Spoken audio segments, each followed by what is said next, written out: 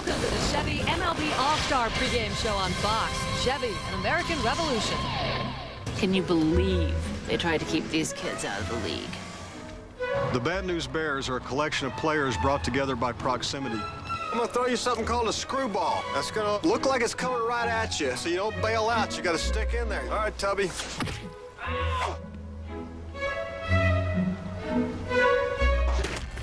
It's all right, kid. You had a helmet on. Imagine if you didn't. Who eventually grow together as a team. In all my years, I gotta tell you, this is my favorite team. But tonight's story is about two teams brought together by talent. The greatest collection of baseball talent in the world on one field right here in Detroit. And how appropriate to be here in the Motor City for America's pastime, since this is where America's greatest automobiles were born. The sweet, smooth, and sassy 1957 Chevrolet. The car that goes them all one better. And just as with classic cars, it all starts with a goal to be great.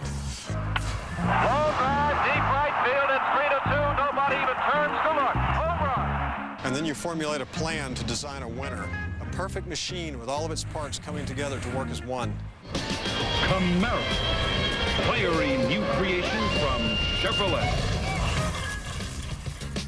Pure power. Premier precision. Sensational speed. Grace. Yes. The guts to dream the American dream. Strategy to win when it counts. The American game in a real American town, played by the world's greatest players. The 2005 All Star Game. This year's model is a true machine to marvel at. Swinging a deep right center field. The American League is on top. We are 2 miles from the hallowed grounds and a half a lifetime away, but still echoes of Reggie's legendary shot lingers. 34 years removed, the All-Star Game returns to the Motor City, and we wonder, what will it do for an encore? That will be up to Comerica, the new Tiger Stadium, and of course, the best 68 players baseball has to offer. Kevin Kennedy, Jeannie Zelasco, proud to welcome you to a celebration of baseball and living proof there is a lot of young talent in the game today. Kevin Kennedy, especially the starters we'll see on the mound. Yeah, the two best records in baseball, the White Sox and the Cardinals. Therefore, their starters get rewarded in this game. Mark Burley starting for the American League deserves it. He pitched Saturday, may only go one inning, we'll see, but nonetheless, definitely deserves his start. The White Sox have been phenomenal. Chris Carpenter for the St. Louis Cardinals. Now, he pitched on Wednesday, 13 wins, well-deserved for him. That means, can he go at least 2 innings? Yes, maybe 3, who knows? Tony La Russa wants the pride back in the National League. Yeah, as for Mr. La Russa, all right, he's been here before. He was an all-star manager 3 times before baseball started using the game to determine home field advantage. And he will tell you he never lost then, and he doesn't intend to start now. In my opinion, I don't think that what you do is you talk to your all-star team about the home field advantage. What you talk to them about is shouting rights. You know, for years, it's American League against National League. American League's been beating us.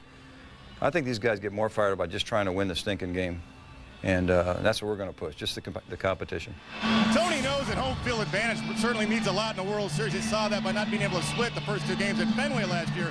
But he wants that pride back I was talking about. Why? Because the American League has won this game 7 straight times. Another controversy for our other manager. Think what you will of Kenny Rogers' behavior. As unprofessional as he was in attacking the cameraman, he showed class and took the shots at the All-Star media session, backing up Terry Francona's belief one incident should not overshadow a 26-year career. He did what he did. The league did what they did. They suspended him for 20 games. He appealed the suspension. It will be handled later in the year. So he's eligible to pitch in the All-Star game. He made a mistake. He's paying a price through baseball's eyes, and we'll move on. I don't want to make light of it, or disrespect anybody. I don't want to make more of it either. Listen, I managed Kenny Rogers. I know what he's all about. It's uncharacteristic what he did. What I said on the Saturday pregame show, the decision can't be the media's. It's not mine. It's not the Texas Rangers. It's not MLB. It's Kenny Rogers. He made that decision. He's here today. He has to accept his responsibility. He's done that, and let's move forward. He felt beholden to the players. They picked him. All right, another player who apparently didn't feel beholden, Pedro Martinez, who said it was a Mets decision for him to not be here. That's a different story as far as I'm concerned. My understanding was Omar McKnight tried to get him to come here. Listen, Omar went out and gave him 4 years when nobody else would. You know, Pedro's been an All-Star 7 times, only showed up 3 times. What about those other 3 times he didn't go besides tonight? He needs to be here, not only for his teammates, his peers wanted him here. It's important for the National League home field advantage. Yes, he pitched on Sunday. Today could be his throw day. And more than all that, the fans want to see him here. They deserve to, but he's home. Yeah, how important is this game? John Smoltz approached his manager, Bobby Cox, a struggling Braves team, really, with injuries, to say, look, I will pitch on short rest. And Bobby Cox said, absolutely not. You have an all-star game to worry about. That's how important it is. Then, of course, there's David Eckstein. Nothing could keep him away, not even the disturbing news from home. More complications for his father and Whitey Eckstein's failing kidneys. But then again, it was Dad who instilled the dedication that Tony La Russa has come to appreciate. I mean, and he's a talented guy, but he is one of the toughest-minded players I have ever been around. I mean, he's absolutely no give, ever, no matter the score, no matter the situation, no matter the challenge. I mean, he's completely won over his teammates, our fans. He's real special. This is a great story for all youngsters out there. He was a 19th round draft pick. No, he doesn't have the most talent, doesn't have the greatest arm, doesn't have the greatest range at shortstop, but perhaps he has the biggest heart on the field. What his father told him, you always hustle. You know our family situation, you hustle, and you're going to see that tonight. Never taking anything for granted, Jeannie. That's David Eckstein. Yeah, he makes you believe anything is possible. By the way, you are just a vote away from next year's All-Star Game. Log on to foxsports.com, keyword Chevy, and vote on tonight's MVP. And who is more valuable to Detroit than this man, Ernie Harwell? While the statue will forever grace Comerica, Mr. Harwell has a permanent place in the hearts of baseball fans everywhere. We've got a beautiful evening for the ball game. A lot of blue sky, a lot of sunshine, and I don't think you can find a cloud even if you're looking for it. Baseball, it's just a game, as simple as a ball and bat, and yet as complex as the American spirit it symbolizes. Deep right field at 3-2. Nobody even turns to look. It is off the roof. That hit the transformer up there. When Reggie Jackson hit that famous home run in 1971, it kept going up, and it seemed to gain strength and power. It's the hardest hit ball that I ever saw. 23 players that played in that game made the Hall of Fame, and there were 6 home runs, and all 6 were hit by Hall of Famers.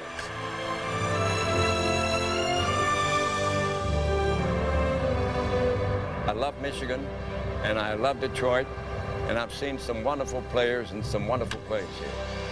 Al Kaline is a consummate Tiger. He made the Hall of Fame on his very first ballot. 22 great years. He is certainly Mr. Tiger. Way back, and it is gone. Baseball is a spirited race of man against man, reflex against reflex, a game of inches. This is a game for America, this baseball, a game for boys and for men. Now, we couldn't be back in Detroit at the All-Star Game right here in the new ballpark without talking to Mr. Ernie Harwell. You know, when you talk about Al Kaline, I saw him play back in the day. You said he's a consummate Tiger.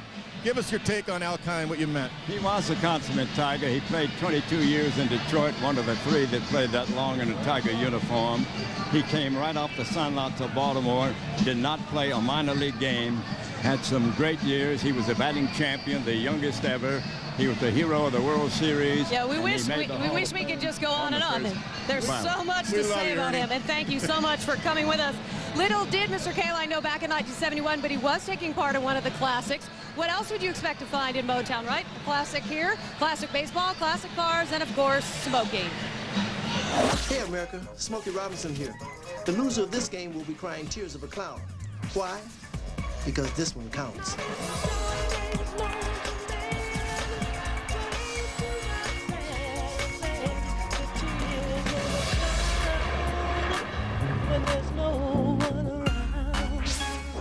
In 1971, in the heyday of Motown, Reggie Jackson hit a ball out of the park into the streets. There's a long drive. That one is going way up. It is off the roof. That hit the transformer up there. Coming up is the All-Star Game, which is the battle for home field advantage in the World Series.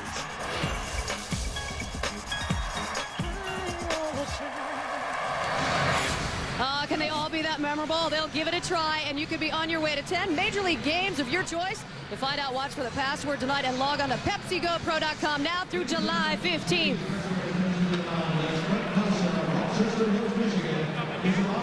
Right now, there's $1 million on the line. For that, we turn it over to public address announcer Bob Virgil. Taco Bell boots at John Hancock All-Star Fan Fest this past weekend. And he's been coached by Tiger legend Mark the Bird Fidrich. Frank has 30 seconds to throw at least 5 pitches through the target located at home plate.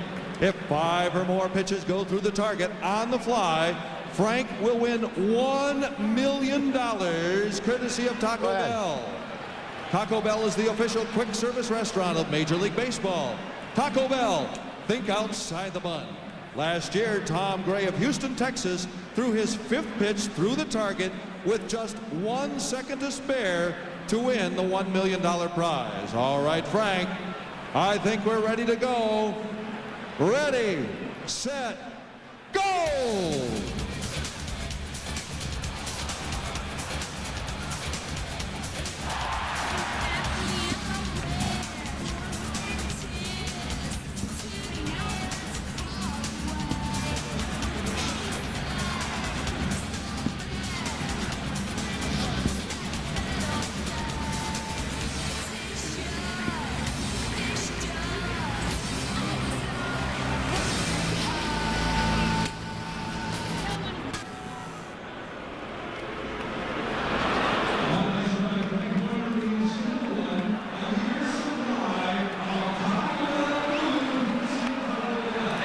We'll be right back with tonight's All-Star introductions.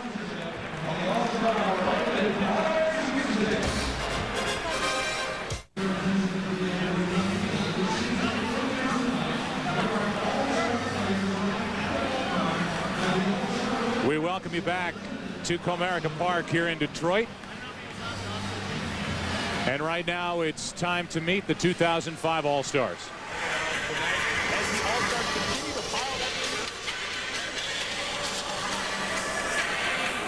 Hey fans, please stand by as we will join Fox Sports as Joe Buck will introduce tonight's All-Stars.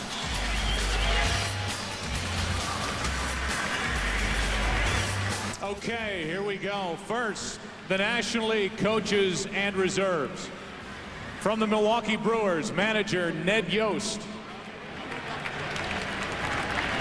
From the San Francisco Giants, manager Felipe Alou. And now the players. From the Arizona Diamondbacks, outfielder Luis Gonzalez.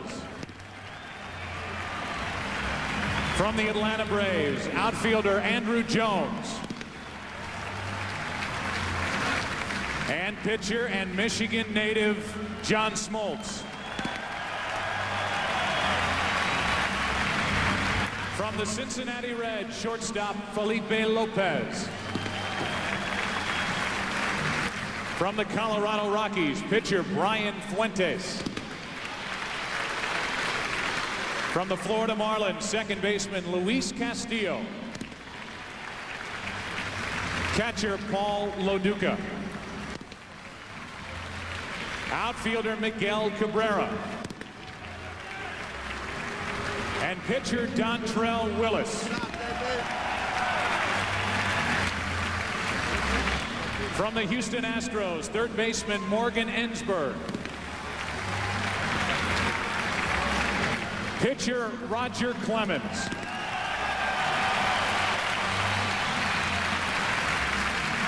Pitcher Roy Oswalt. And pitcher Brad Lidge.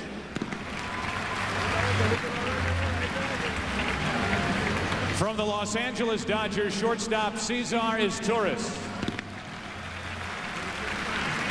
From the Milwaukee Brewers, outfielder Carlos Lee. From the Philadelphia Phillies, shortstop Jimmy Rawlings. And pitcher Billy Wagner. From the Pittsburgh Pirates, outfielder Jason Bay. From the St. Louis Cardinals, pitcher Jason Isringhausen. From the San Diego Padres, pitcher Jake Peavy. From the San Francisco Giants, outfielder Moises Alou. And from the Washington Nationals, pitcher Chad Cordero. And pitcher Levon Hernandez.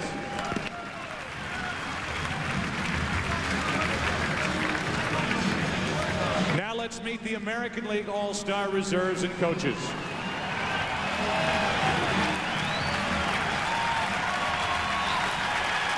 From your Detroit Tigers, manager Alan Trammell.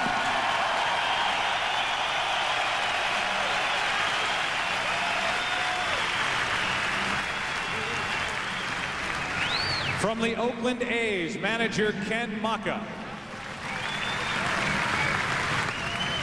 And now the players. From the Baltimore Orioles, third baseman Melvin Mora.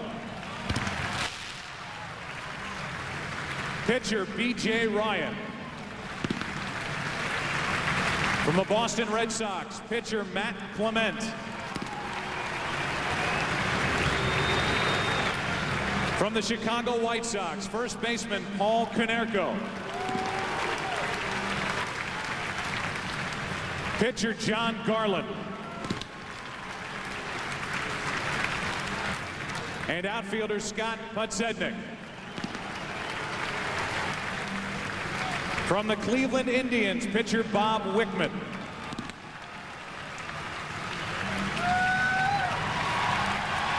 From your Detroit Tigers, catcher Ivan Rodriguez.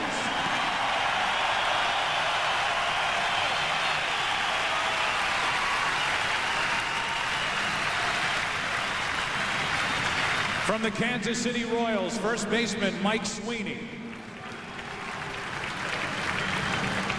From the Los Angeles Angels of Anaheim, outfielder Garrett Anderson.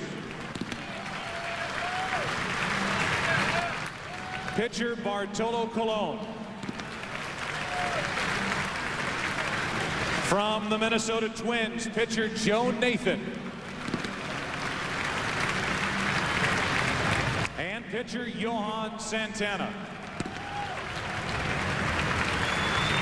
From the New York Yankees, outfielder Gary Sheffield.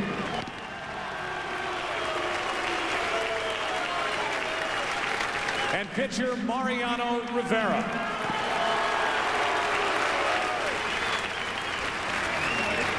From the Oakland Athletics, pitcher Justin Dukeshire.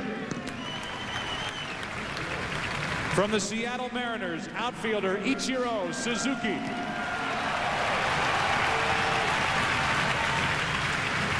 From the Tampa Bay Devil Rays, pitcher Danny Baez. From the Texas Rangers, shortstop Michael Young. Second baseman Alfonso Soriano. And pitcher Kenny Rogers.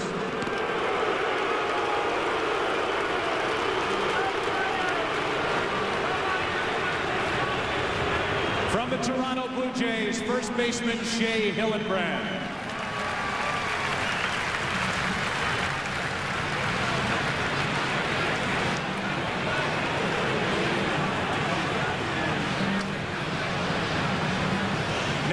The field from the tunnel behind home plate. Let's meet the National League manager and starting lineup. The manager from the 2004 National League champion St. Louis Cardinals, Tony La Russa.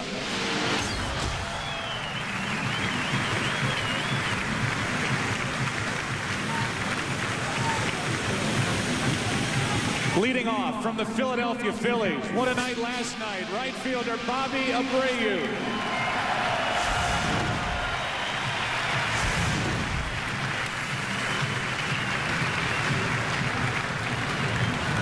Batting second from the New York Mets, left fielder Carlos Beltran.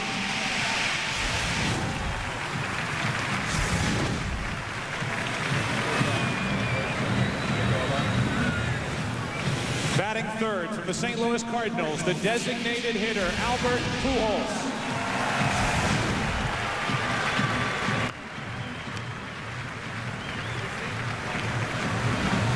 Batting fourth from the Chicago Cubs, first baseman, Derek Lee.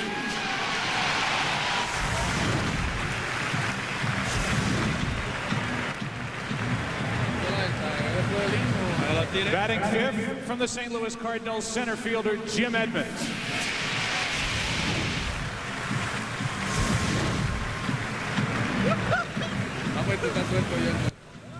Batting sixth from the Chicago Cubs, third baseman Aramis Ramirez.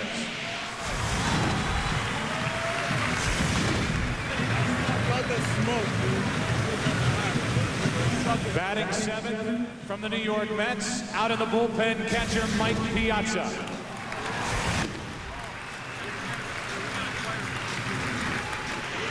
Batting eighth from the Los Angeles Dodgers, second baseman Jeff Kent.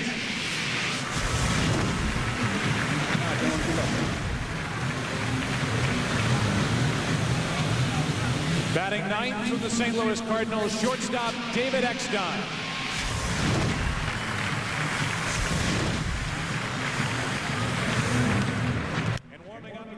From the St. Louis Cardinals, pitcher Chris Carpenter. Ladies and gentlemen, your 2005 National League All-Stars.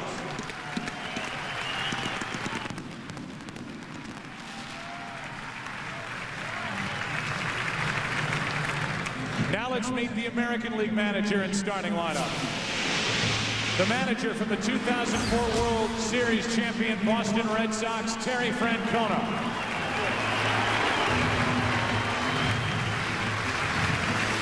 Leading off from the Boston Red Sox, center fielder Johnny Damon.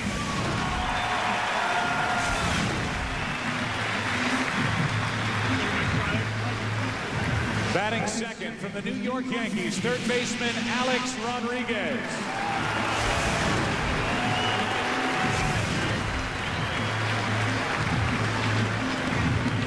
Batting third from the Boston Red Sox, the designated hitter, David Ortiz.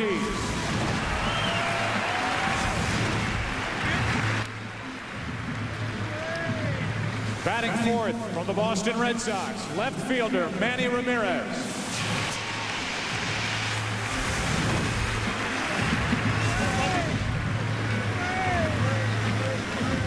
Batting fifth from the Baltimore Orioles, shortstop, Miguel Tejada.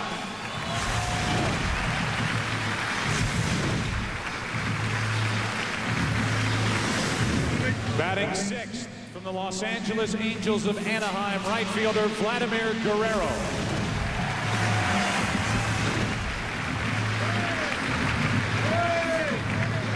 Batting seventh from the Texas Rangers, first baseman Mark Teixeira.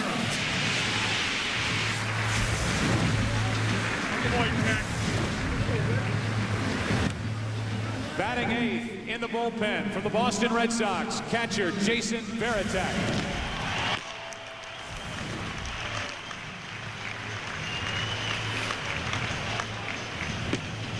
And batting ninth from the Baltimore Orioles, second baseman Brian Roberts.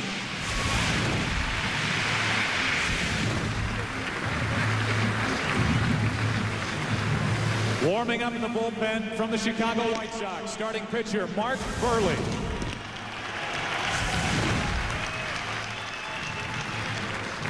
Ladies and gentlemen, let's hear it for your 2005 American League All-Stars.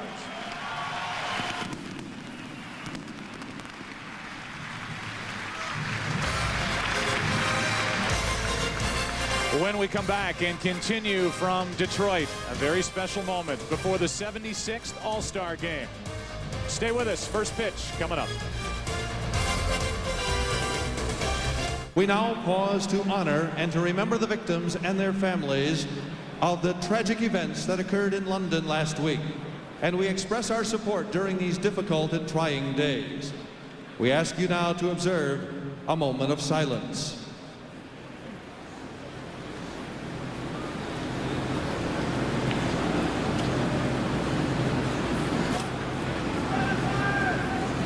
Thank you.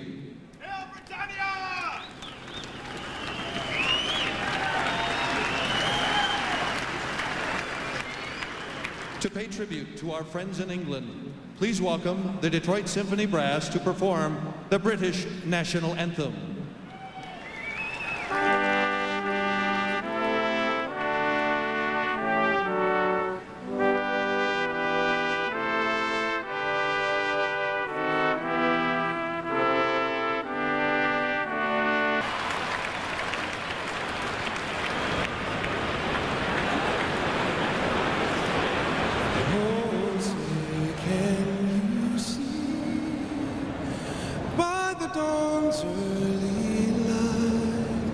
What so proudly we hailed at the twilight's last gleaming, whose broad stripes and bright stars through the perilous fight, all the ramparts we watched were so gallantly streaming, and the rockets red glare, the bombs bursting in air, gave proof through the night that our flag was still there. Oh, say does that star-spangled banner yet wave o'er the land of the free and the home of the brave.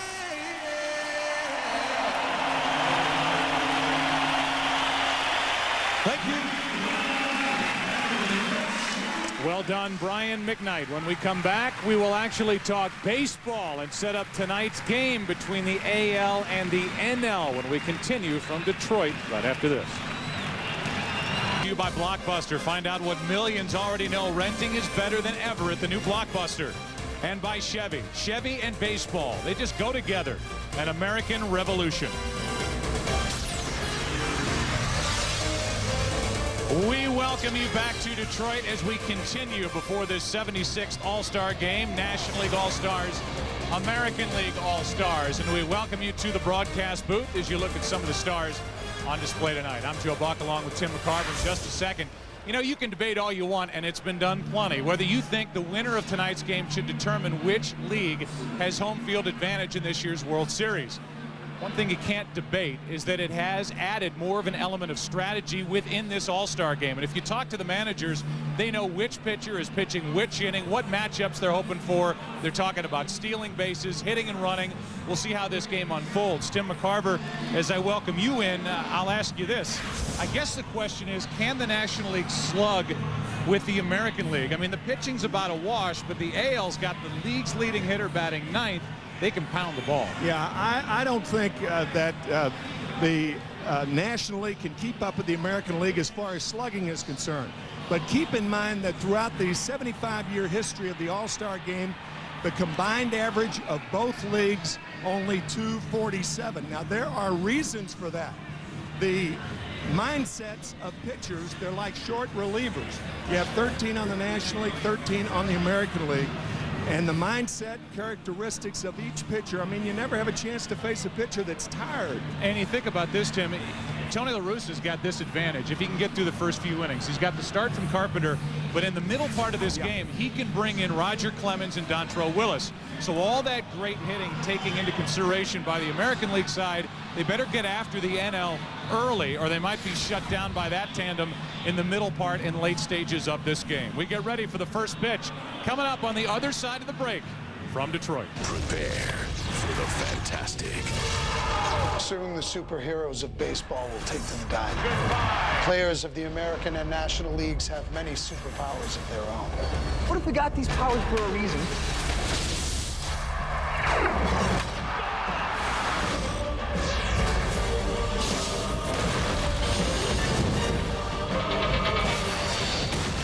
Let's not fight. No. Let's. Don't even think about it. Never do. Flame on! Tonight, live from Motor City, the Super Baseball machines will be at full strength. It's clobbering time. Because this one counts.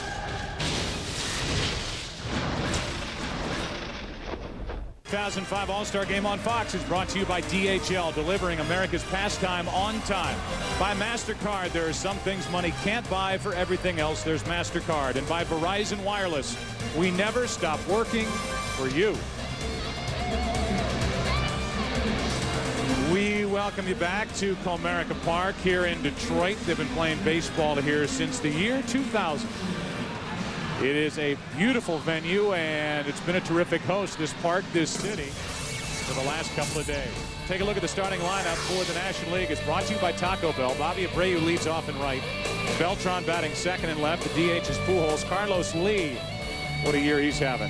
He is cleaning up. Edmonds in center. Ramirez at third. Piazza catching. Kent and David Eckstein is the shortstop, batting in the number 9 position.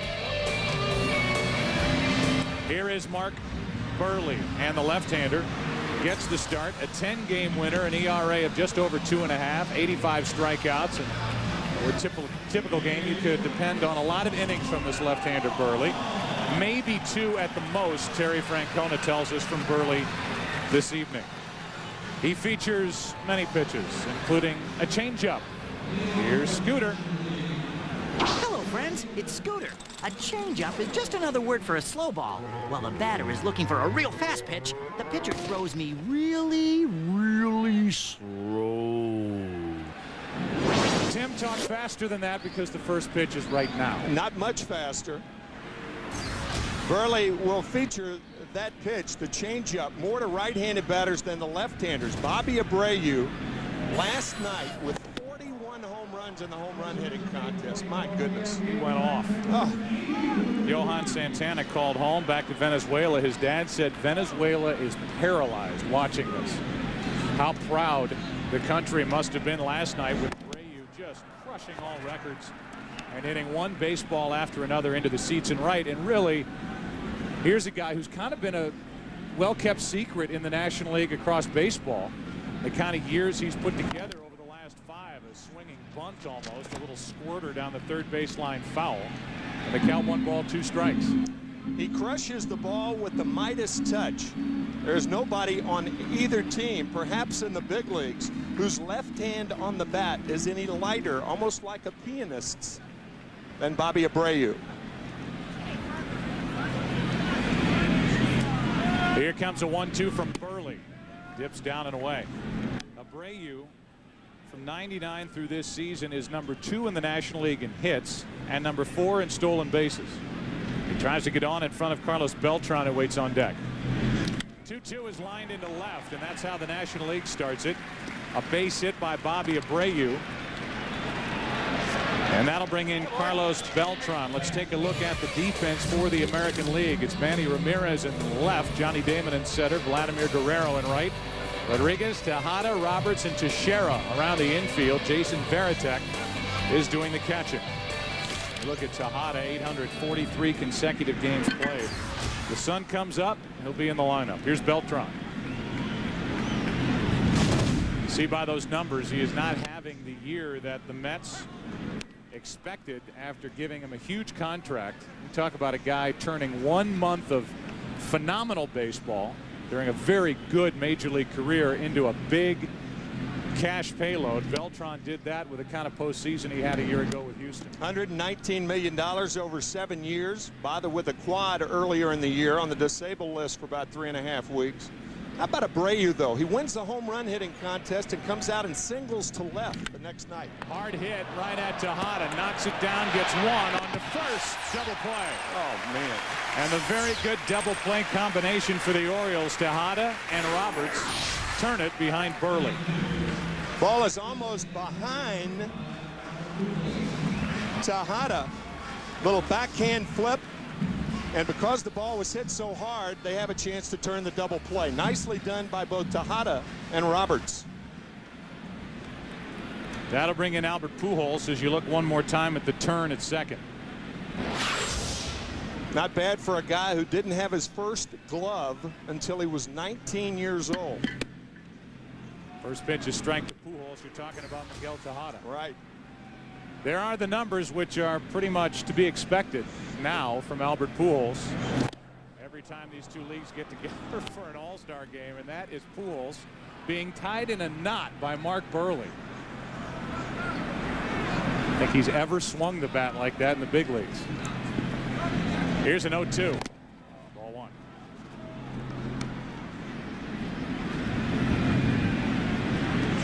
From Diamond Cam, right in front of Mark Burley, who will work home a 1-2 pitch. Hit foul outside third. Take a look at the delivery from Diamond Cam and Mark Burley. Growing up in St. Charles, Missouri. 45 consecutive starts for the White Sox, and he's gone 6+ innings. He's a guy that's pitching on 2 days rest. He threw 117 pitches on Saturday when the White Sox were playing Oakland. But here he is on a Tuesday night, and he gives up another hit. Pujols reaches out, plugs the gap in left center field, and Ramirez cuts it off. Pujols hustling was going to turn it into a double if Ramirez mishandled it at all, and the top of the first continues. What plate coverage. That ball off the plate away. The changeup one-handed to left center by Pujols. That's why the guy's so good. I mean, you've talked plenty about the ability that Pujols has to take an inside pitch, even sometimes off the plate, and keep it fair down the line, and then to be able to reach a ball like that and single. The reason why the guy can compare his numbers to the greats like Ted Williams and Joe DiMaggio. Here's Derek Lee. What'd I say when I did the lineups? I didn't say Derek. What'd I say, Carlos? It's all right, yeah. Thanks for trying to help me out. 2 Lees on the National League squad tonight. And both are driving in runs. 0-1 is off the end of the bat. Now to play 0-2. Our Pepsi power hitters home run leaderboard. Pepsi complete, just 1, and the heartburn's done. Derek Lee, Andrew Jones tied atop Major League Baseball in the home run race. Then there's Teixeira, Ensberg, Adam Dunn, who's not an All-Star this year, A-Rod, and Cliff Floyd, who was also left off the National League team. Here's an 0-2 instead of check on Albert Pujols. Derek Lee is a former Gold Glove Award winner, and a guy who, as he steps in, is first in average, tied for first in home runs, as we just showed you, and second in RBIs, only 4 RBIs short of Carlos Lee. Burley works in a hurry, gets around 2 hits in the first, and off we go to the bottom half in Detroit. A scoreless first for Burley. The American Leaguers coming up.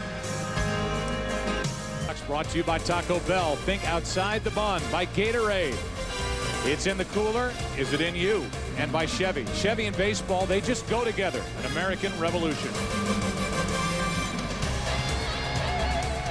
These guys want to play fast. Burley does that anyway, but Johnny Damon hops right in there, and off we go. First pitch from Chris Carpenter, who hasn't lost since May 29th, is in for a strike.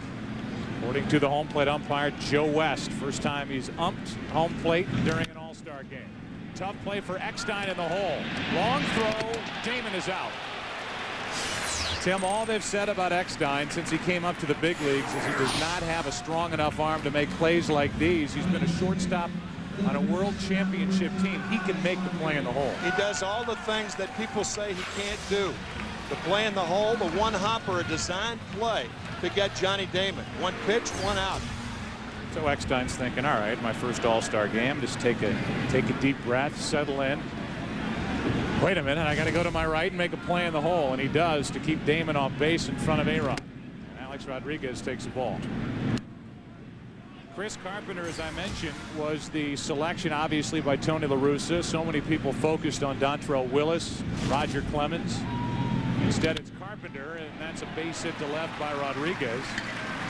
And one of the reasons why is Tony La Russa wants to use pitchers early in the game with Piazza catching to try to minimize the running game of the American League. So you talk about strategy, that worked into La Russa's thinking, and Carpenter is very good at holding runners close. Well, we're in a running situation right here. Alex Rodriguez in fly. Doubtful that he'll run here, however, with David Ortiz batting.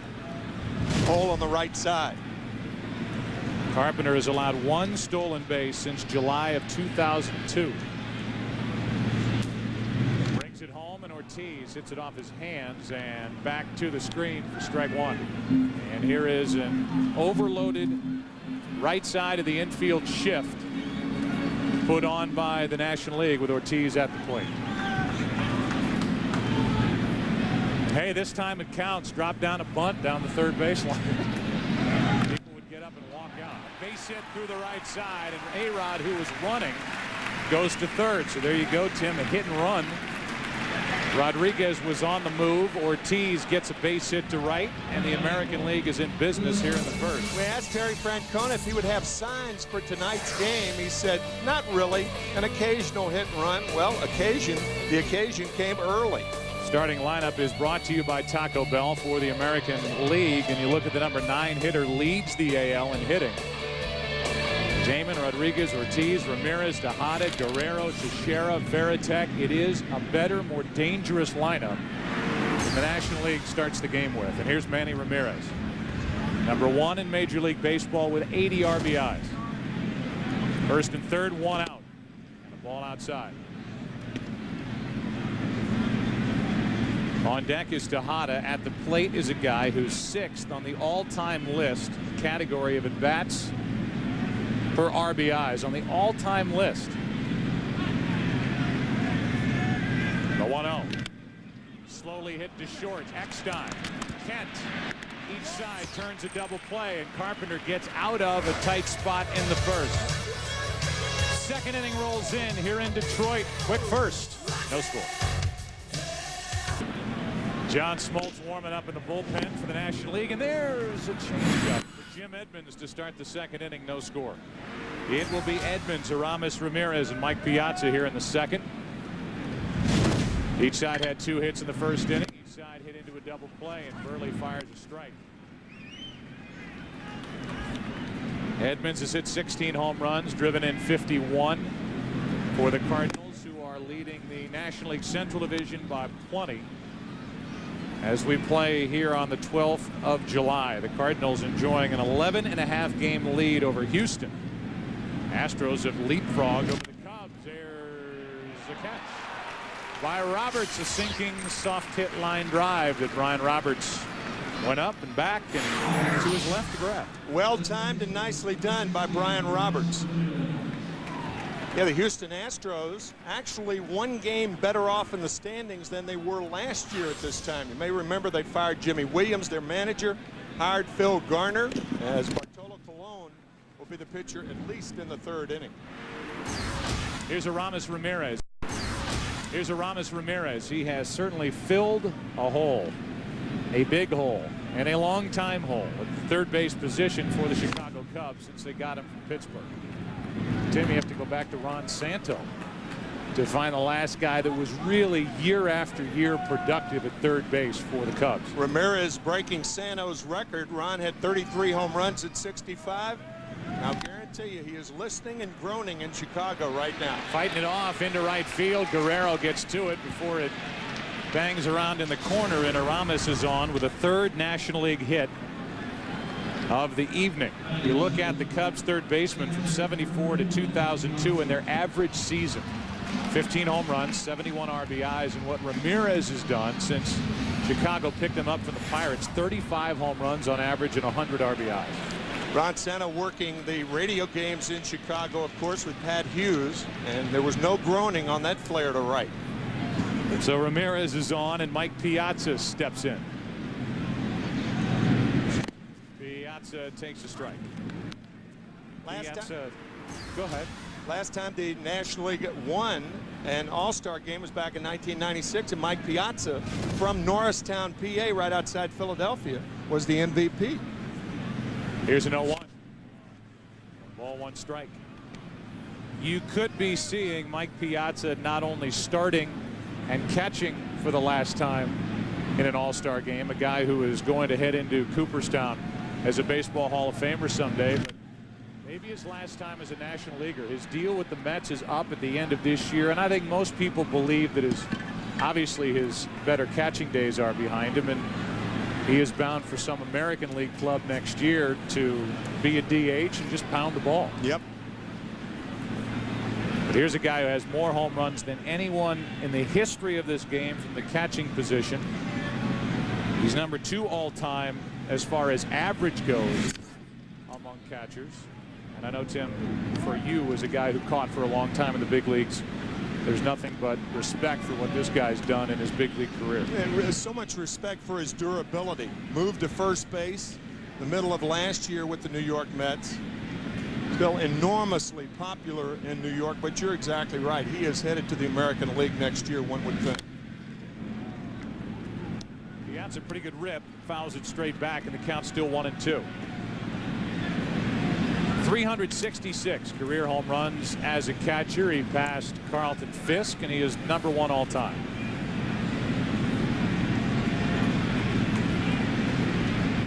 Another 1-2 from Burley. And again, Piazza fights it off. Talk about Burley and the Chicago White Sox. What a story they are. And it gives us a chance to congratulate Ozzie Guillen for the job that he has done in literally changing the mindset of the White Sox, who were 9 games up on a very good Minnesota team at the break. Paul Konerko's been a big part of that. Piazza fouls another.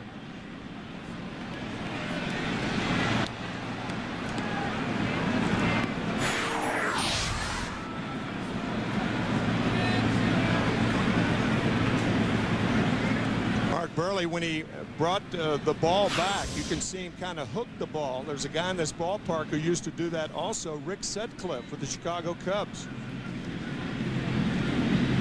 Here's a 1-2 off the inside corner, 2-2. 1 on, 1 out. Kent on deck, and then Eckstein to follow.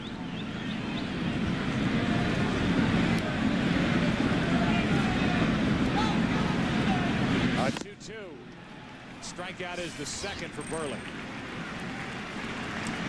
And so with 2 out and Ramirez at first, in steps Jeff Kent. You have an opinion on who you think will be the All-Star Game MVP? Go to foxsports.com, keyword Chevy, or MLB.com to vote for your chance to win trips, gear, and even a car in the 9 in 9 sweepstakes presented by Chevrolet. I asked you on Saturday in Baltimore, Tim, who you thought the MVP would be. You've had more time to think about your answer. Now your answer is Miguel Tejada. Okay. Did I name him on Saturday? No. I did. I think you said Roberts. Brian Roberts. I think. Although that game's a blur to me. So you're saying it's going to be an Oriole. 0-1 is the count on Jeff Kent, who's bothered by a strained hamstring, and he is in this game for 1 at bat, and that's it.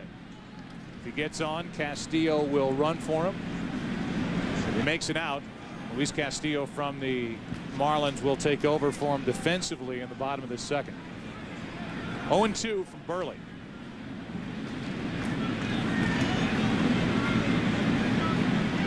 The bench for the AL, and Burley is trying to turn in 2 scoreless. Off the plate. The media doesn't make much of the career on a national level of Jeff Kent, probably because of his relationship with the media. Kent doesn't really bother with that sort of thing, but here's a guy who has more home runs as a second baseman than anybody in the history of the game. And the potential future Hall of Famer just struck out looking. 3 strikeouts for Burley. A little M&M for you. Detroit native. Bottom of the second. NL, AL, no score. On Fox is brought to you by Budweiser Select, brewed for a crisp taste that finishes clean. Be selective.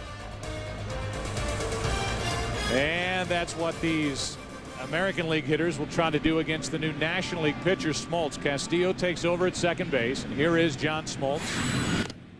Lansing, Michigan. He drills the inside corner. Former Cy Young Award winner.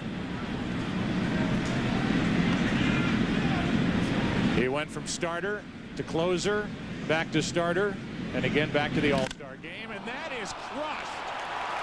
Tejada yard here in Detroit, 1-0 American League.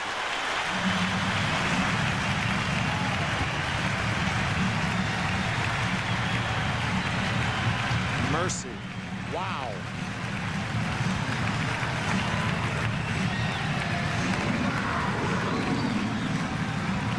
The The Oakland Athletics were interested in Miguel Tejada as a 14-year-old, but he was so frail, they had to feed him for 2 years. They fed him, signed him, and he's strong enough right now. An MVP for Oakland in 2002, and he's done nothing but play every day and hit since coming to the Orioles as Guerrero pops it up. Eckstein finds it. 1 out.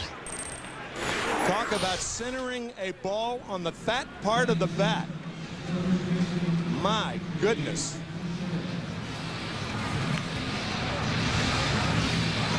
Signed by Juan Marichal.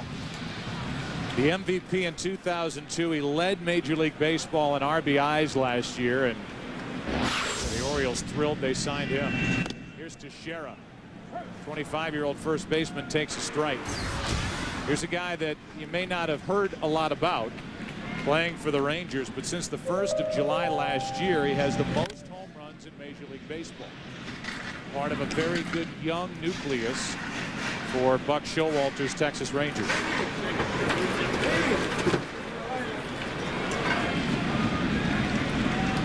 There are the numbers for John Smoltz. 7th time he is an All-Star. Teixeira grounds to first. Lee flips. Smoltz is there. 2 out. Sounds of the game. Terry Francona. Tonight, Mark Burley's manager. I think you've seen every pitch he's got, and he drops that on you. In other words, he's nasty, and standing by right now with Kevin Kennedy. Thanks, Joe. Here's Mark Burley. Mark, we just saw a shot of you striking out Piazza, and Terry Francona, your manager, says just when you think you've seen everything, he throws that. Give us a sequence on Piazza there to strike him. Well, yeah, I just throw everything. I actually left a couple pitches down the middle of the plate, and then he didn't see a changeup. I threw a changeup in the dirt, and he swung and missed. We talked to you yesterday. You said you might go 1, but you wanted 2, maybe even 3, and we know you pitched on Saturday. How are you feeling out there, and how about the excitement of this game? I felt great. I actually just told him I could probably go a couple more if he wanted me to, but I mean, they ain't going to take that risk. But this is so exciting to be out there, and the professional hitters over there. I was getting ahead of a couple guys, and I couldn't seem to put them away, and they just couldn't put a couple balls. Hey, nice job. You put 2 zeros up there. Tejada helps you defensively, then he goes deep. You got a chance for a win. Joe, let's go back up to you. All right, Kevin, thanks. Thanks to Burley for the interview. This is going to have some spin on it. Ramirez can't pick it up with a bare hand. You could see that coming. Coming off funny off the bat of Varitek, and then this bounce, and Ramirez had no chance. Sometimes pitchers are victims of too good a pitches. That pitch breaking the bat of Varitek, and he didn't hit it hard enough for it to be predictable spin, an infield hit for Varitek, and that does not happen that often. 1 of 4 Red Sox in the lineup this evening. This doesn't happen very often either. The top hitter in the American League is batting in the number 9 spot. That's Brian Roberts, who's hit .345, a couple of points better than the guy on deck, Johnny Damon. 1 on, 2 out, strike 1 on the outside corner. Roberts came into this season with a major league total in 4 years, 12 home runs. He's hit 15, driven in 49, and to a man, the Orioles will tell you he's been their MVP of the first half, even with the records that Palmeiro is on the verge of setting. Joining the 3,000 hit club just on the other side of the break. You see the numbers, 2001 through 4 compared to this season. Guy who last year hit 50 doubles. But the power is what's caught everybody's attention, as that's in the dirt, 2-1. Brian, born with a hole in his heart, had open heart surgery when he was 5 years old. And here it is almost 20 years later playing in the All-Star game, his first. 22 players in this game in their first All-Star festival, as Roberts chops it foul, 2-2. And I think that adds a little excitement. I like to see a little new blood down on the field, and with these 22 first-timers, they are wide-eyed, ready to go tonight if they get the chance. And with this time it counts, and trying to be more competitive and trying to win the game, secure home field advantage. Some guys are going to be left on the bench. That's well hit. Into left field off the bat of Roberts and into the glove of Beltran on the track to end the inning. First run of the night, should have counted for 2. Tejada, I think he got a hold of it. 1-0 AL. After a couple, back to Detroit. After this from your local Fox station.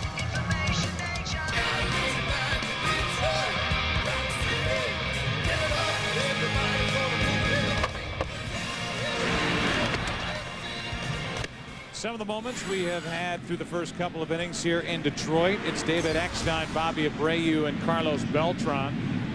The hitters against the new pitcher Bartolo Colon after Burley went 2, and Colon he is in that category, Tim, of what you talked about in our open. Here's a guy, a typical starter, coming out of the bullpen for probably 1 inning. He can throw mid-90s, and he's going to bring all he's got for 1 inning, and that's why pitching has dominated these games year after year. Only a 247 average for both the American League and the National League. Identical. The National League has scored 3 more runs over 75 years than the American League. But you never have a chance to face a pitcher that's tired. Peak performance. Eckstein hits it into right. Guerrero almost a little too nonchalant going after that ball. It carried more than he thought it would. So Eckstein hits it deep but caught in right.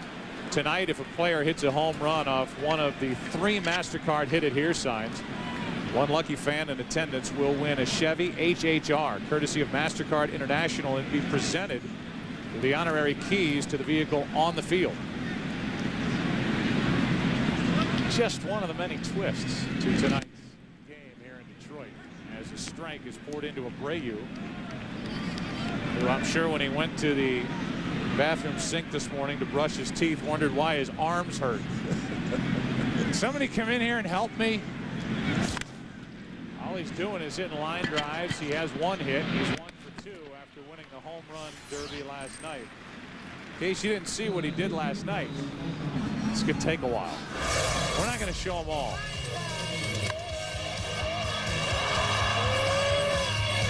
24 home runs in the first round, a total of 41, both records.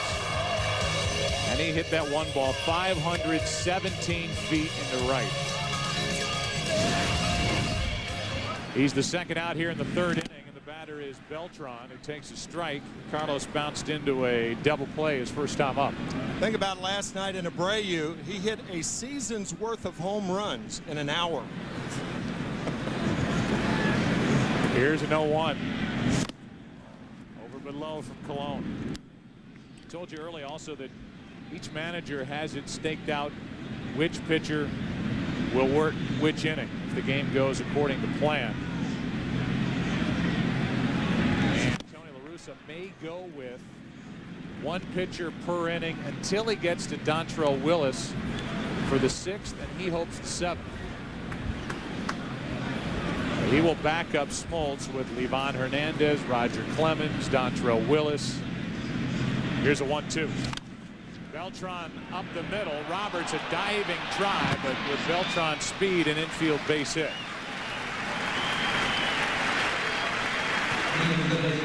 That's why they're all-stars. That may sound trite, but how do you hit a pitch like that? Number 1, off the plate, down and in, and then how do you make the play? Watch where the pitch is. Veritek sets up inside.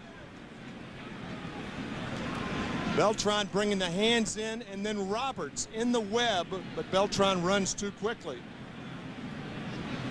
for Roberts to make the play. So Beltran is on, 2 out, and here's Albert Pujols, and that throw gets away. Beltran will end up at 3rd base. Vladimir Guerrero with that long run to get there, and you don't run on the arm of Guerrero because of that. But it's a runner at 3rd, 2 out after the throwing error by Colon. So with the threat of a stolen base with Pujols up and Beltran on, this throw got away. Think about that. Mark Teixeira has never received a pickoff throw from Bartolo Colon. His first one under the glove and between the legs of Beltran. He still hasn't received. No, he still hasn't touched the ball from a pickoff throw from Colon. So it's Beltran at 3rd, 2 out, and here is Albert Pujols, who could tie this game with a hit. Pujols stuck the bat out, got one his first time up, and he takes a fastball for a strike from Colon. You can look at the numbers that Pujols has put up in his first 4+ years, and believe it or not, they compare very favorably to those put up by DiMaggio and Ted Williams. He takes takes another strike, and it's 0-2. We showed this a couple of Saturdays ago, how his stance is even like DiMaggio's. Wide stance and a short stride, if any. Just picks the left foot up and puts it down.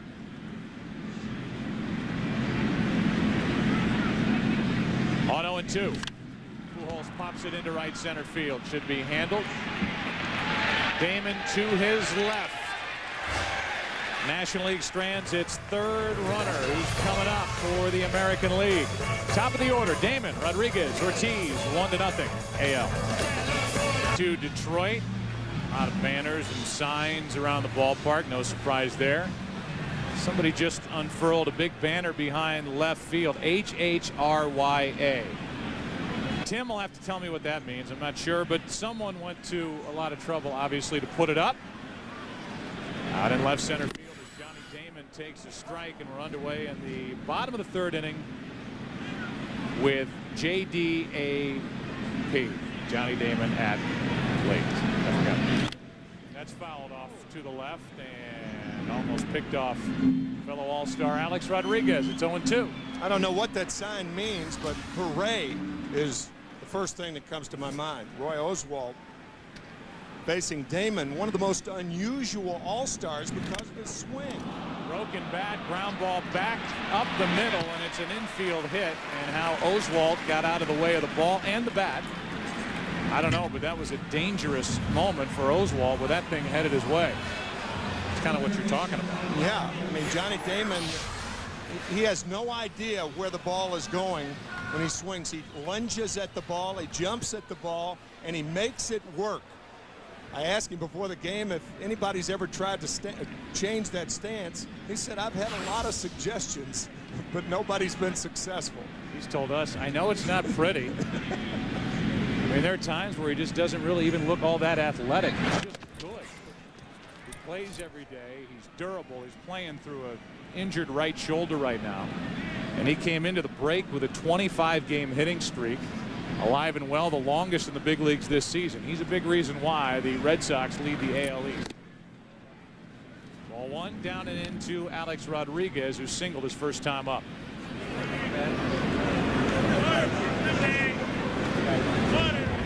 Oswalt was a 20-game winner last year. And he and Roger Clemens, a great 1-2 punch for the Astros. That's fouled. 1 ball, 1 strike. 1 and 2 in the National League in earned run average. Clemens with a 1.48 earned run average. Staggering. He's allowed 1 earned run on the road this year. And you're looking at a comparison, these two pitchers in their first 5 years. Oswalt hits the inside corner at the knees, and the count's 1-2, and right on cue with one Astro on the mound. The other, the Hall of Famer Roger Clemens, is getting loose with Dontrell Willis to follow him. Check on Damon. Damon during the regular season so far this year has stolen 9, been caught once. Red Sox don't do a ton of running. We joked with Terry Francona before the game. He said, you can have signs. And I said, wait a minute, you don't have signs with the Red Sox. Why would you have signs in an All-Star game? He said, well, we have signs. They just don't know them. Red Sox show up and hit. Here's a 2-2. Almost got away from Piazza. Full count. The only run in this game, a leadoff home run by Tejada against Michigan native John Smoltz.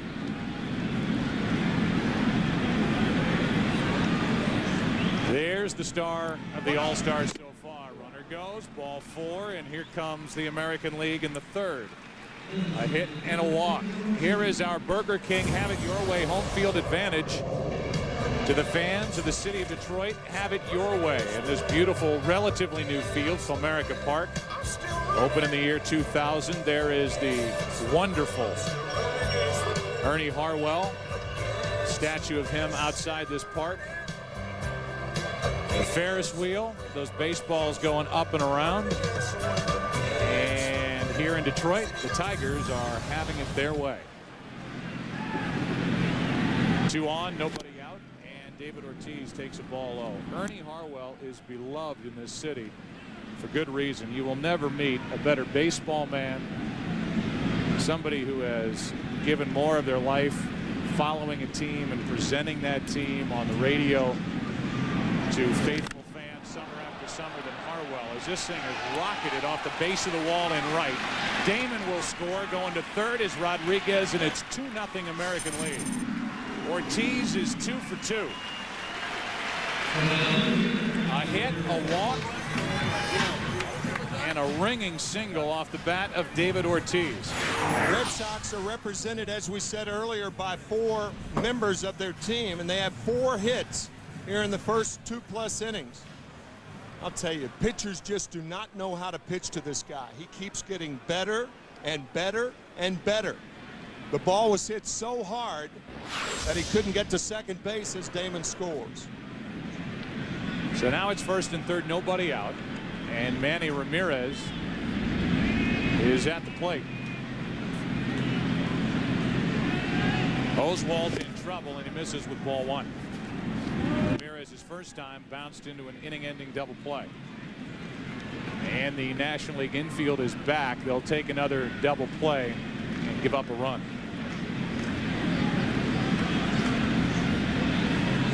2-0 American League here in the 3rd inning, and Ramirez chased it. 1 ball, 1 strike. Good slider from Oswalt.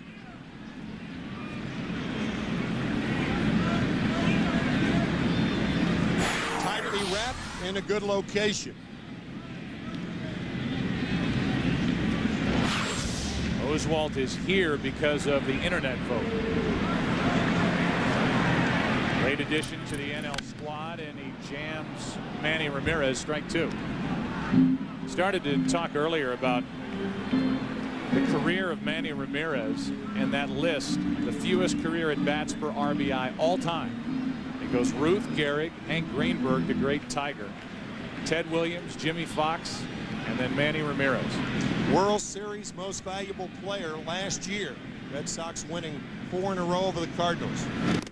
And he strikes out here for out number 1 of the inning, and that's exactly what Oswalt needed. First National League strikeout of the night, and it belongs to Roy Oswalt. Well, that's a terrific combination of 3 pitches in a row. The slider away, fastball inside, and another fastball around the letters. Now it's first and third, 1 out for Tejada.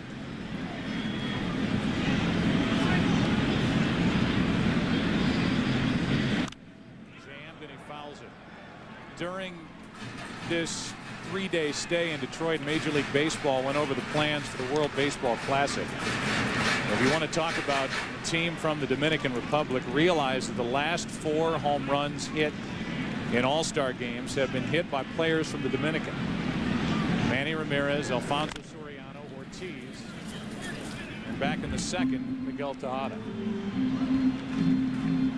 He's in the hole here 0-2, and Oswalt needs another strikeout. Most RBIs by a shortstop in a single season all time. 9 shy of Vern Stevens was Tejada last year. Here's an 0-2. Not hard hit. Eckstein will charge, go to first, out, a run scores. It's 3-0. Rodriguez crosses the plate, and Tejada has 2 RBIs. Eckstein charging hard to make the short hop play, and a strong throw gets Tejada as Miguel drives in yet another American League run. It's that last little bounce, Tim, right there that I think forced Eckstein to go to first instead of coming home for the out trying to get A-Rod. Yeah, you're not going to get 2 on that ball anyway. It's either to second base for the force or to go to first. He took the surer play to first base. So now it's Ortiz at second, 2 out, and Vladimir Guerrero at the plate. All anybody talks about with Guerrero, last year's MVP from the American League, is that he's a free swinger. But he's the only guy that's involved in baseball right now active with 8 straight years of hitting better than 300. He almost curled right into that pitch. 2-0. He wanted to hit that one before it hit him. Rex Hudler, an announcer for the Angels in the city of Anaheim, the Los Angeles Angels, had a great line the other day. He said, Guerrero's strike zone is from his nose to his toes. Love that. Here's a 2-0. And there's an example of it. Count in his favor, 2-0. Oswald practically bounces it to the plate, and Guerrero swings at it. He's not up there to walk. It's different with Guerrero. It's not a strike zone. It's a strike area or a strike district. There's his career average by month. Better than 300 every month. There's one way inside. He shatters his bat, ends the inning. Hit it before it hits you. 2 more runs for the AL after 3. It's 3-0. American League. All-Star Game on Fox is brought to you by Chevy. Chevy and baseball, they just go together. An American revolution.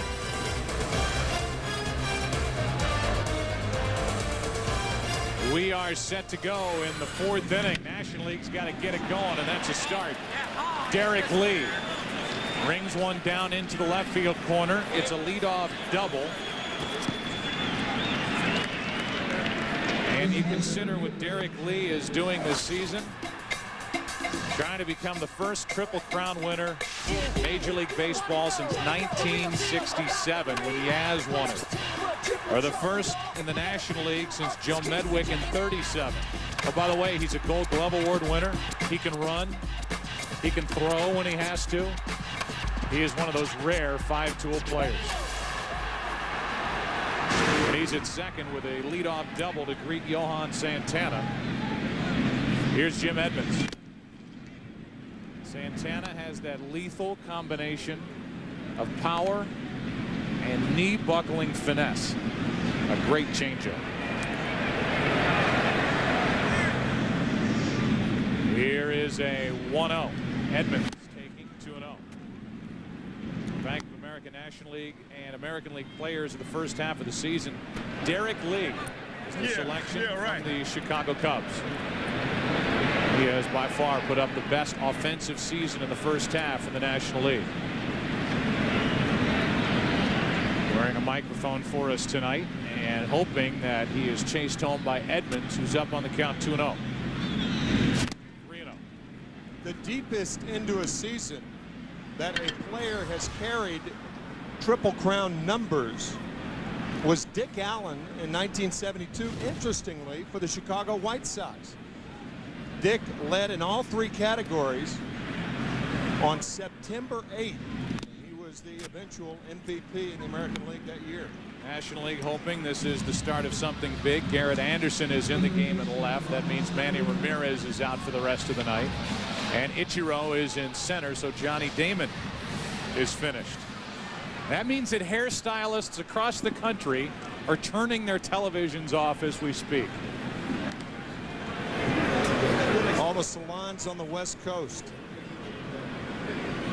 2 on with nobody out for Aramis Ramirez. Ramirez takes down and away ball 1. Aramis, a single his first time up. Hop one down the right field line. Playing for home field advantage in this year's World Series. The American League, as they play tonight, riding a 7-game winning streak. Last year, before you could take a breath and look up, it was 6-0 American League against Roger Clemens and the NL in Houston. 3-0 tonight. That might be a double play. Roberts, Tejada. High throw and out. Double play. Ramirez bounces into a 4-6-3 twin killing. Good play by Teixeira at first base. Not a good throw by Tejada. He had more time than he thought. Tried to make the throw on the run toward the home plate side, and the tag made by Teixeira.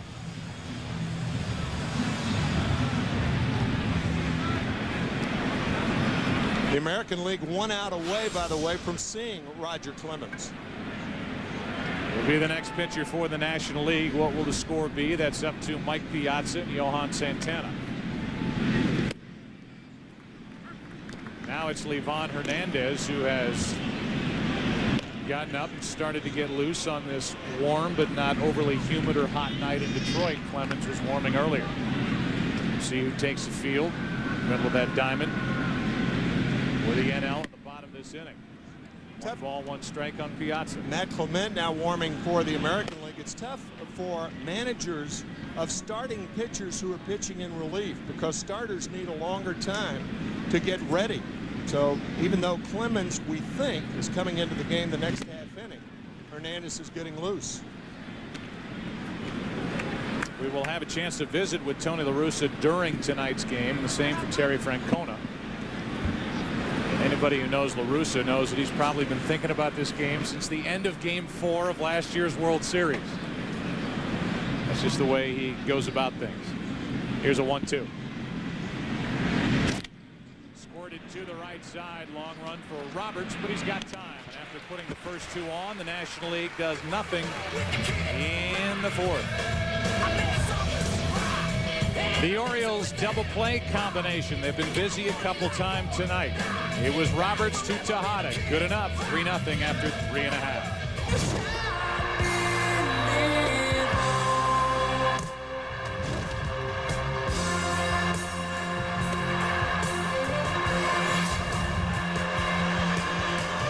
He has been a national treasure for the Washington Nationals, a big reason why they are in first place at the break in the NL East. Look at the numbers since 2000.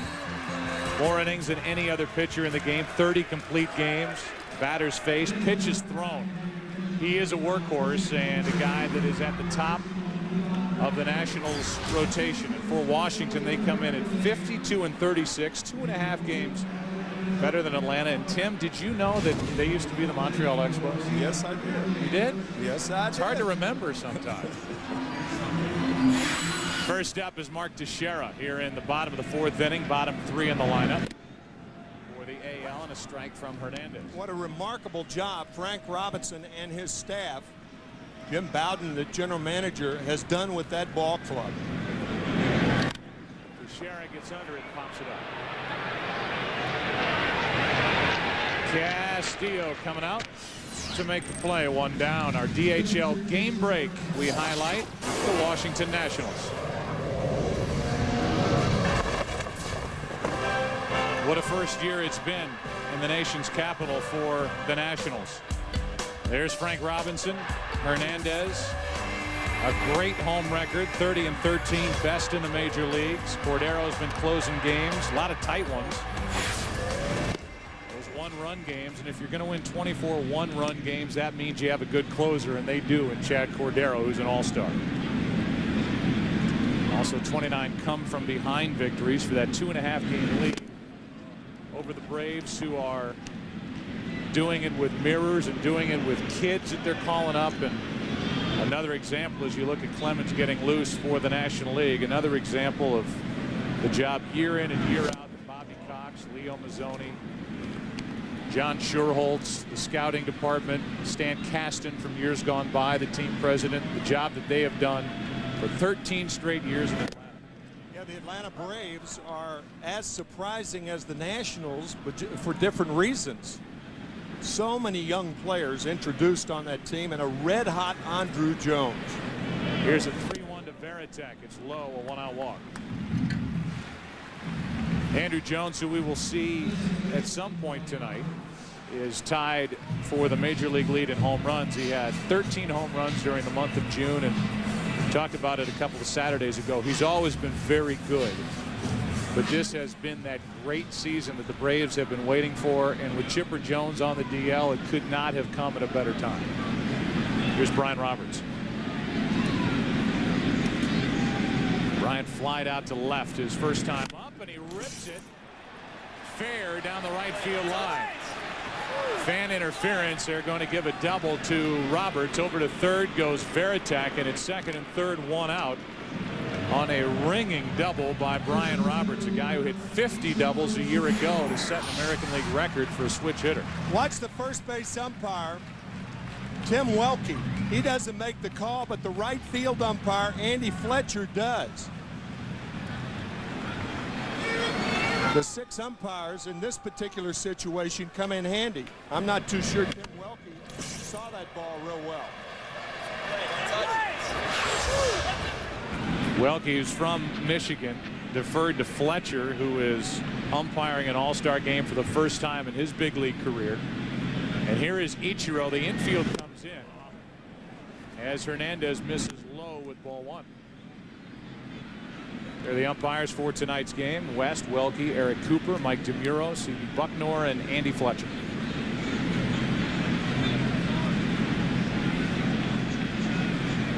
Ichiro with a count 1-0 takes inside 2-0. 262 hits last year, a major league record, and he had most of those hits with the infield back. So you can imagine what kind of hitter he is right now with the National League infield in. He's a career .336 hitter. That's the highest average by any foreign-born player in the major leagues, and he is up on the count here 3-0, and it kind of looks like Livan Hernandez is willing to take his chances with Rodriguez with the bases loaded. Pitch was inside, and Ichiro went after it anyway, 3-1. I don't think it would break Livan Hernandez's heart if he walks Ichiro right here. 1 out, load the bases. This guy's so good in this situation because of his speed. He's trying to put the bat on the ball and bring home a run. And he breaks his bat, floats one into right for a base hit to score 2. In to score is Veritek. In to score is Roberts. 2 more, and it's 5-0 American League.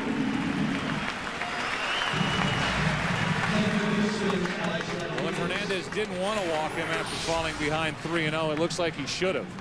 Talked about Vladimir Guerrero and how he expands the strike zone, even in a hitter's count.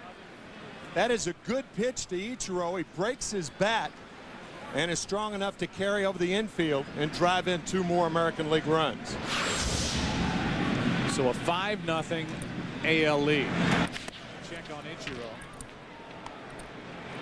Gets back easily. Now it's Alex Rodriguez at the plate. He singled, walked, and scored.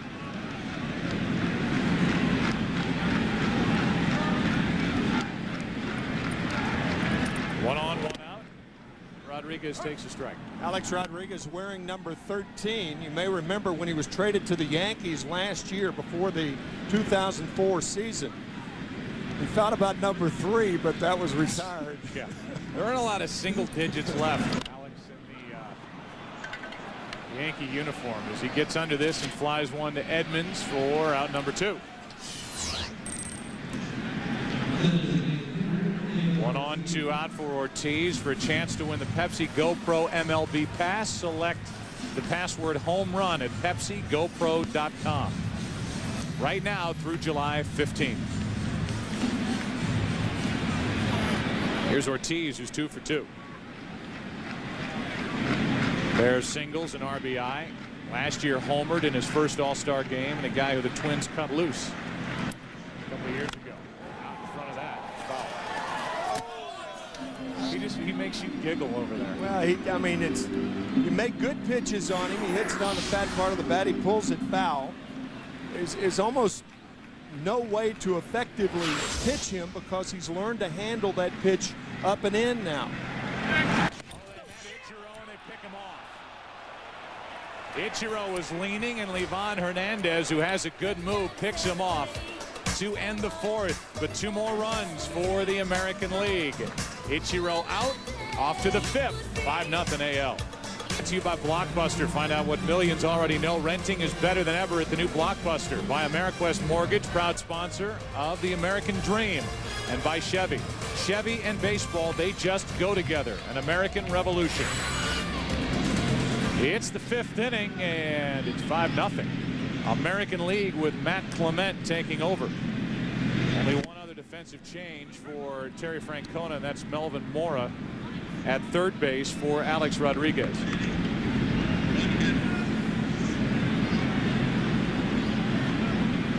It's Castillo is first at bat, and he pops it into center field. Easy for Ichiro.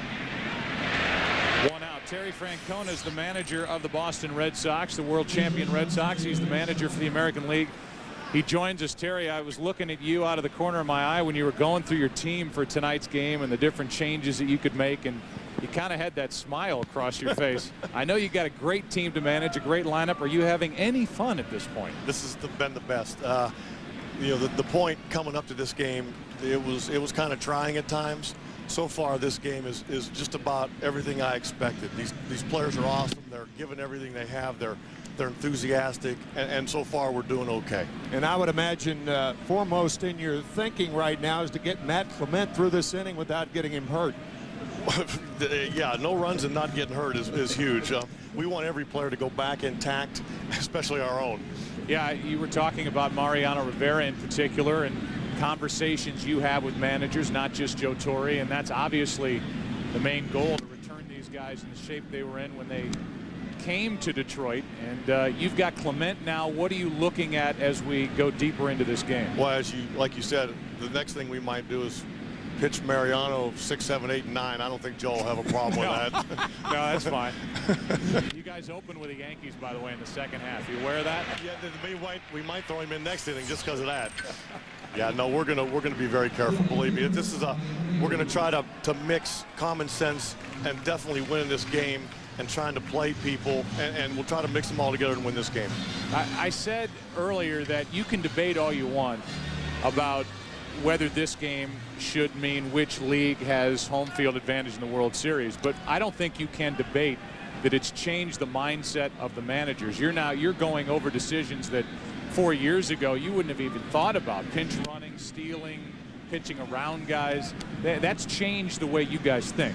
You know, you're right. Last inning, Ichiro was going to run for Manny in that inning if Manny got on. So you're definitely, the exhibition atmosphere or attitude towards the game is definitely gone. I mean, I think we need to treat these players in this game very special. But if we forget who gets home field advantage, that's a big mistake. Who had home field advantage last year? I think the people of Red Sox Nation can answer that for you. 2 wins in Boston, 2 in St. Louis, and a ring. Terry, thanks not only tonight for your help, but all that you and the Red Sox do for us during the regular season. You guys are great to work with, and thanks for joining us. Guys, my pleasure. We'll see you this weekend. All right, that's Terry thanks. Francona. He manages the American League side, and he's watching Clement, his right-hander, fall behind Abreu 3-0. Finds the strike zone, 3-1. And it will be Matt Clement on the mound against Randy Johnson this Saturday at Fenway Park. What a matchup. And right on cue, there's the promo at the top. Don't miss a trick. And here's a 3-1. Abreu fouls it out of play, and the count's full 3-2.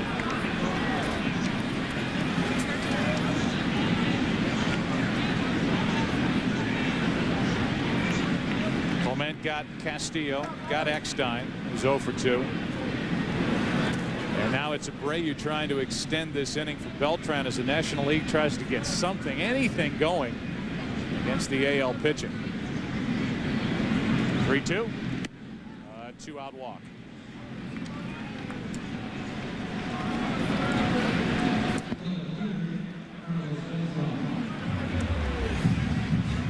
So the inning continues, and Beltran will be the hitter.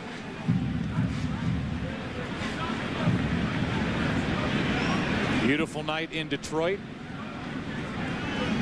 Temperature is down, relatively speaking. Nice breeze through the park. Hopefully the rain will stay away, and Beltran swung right through the first pitch from Clement. Strike one. Beltran is singled and bounced into a double play.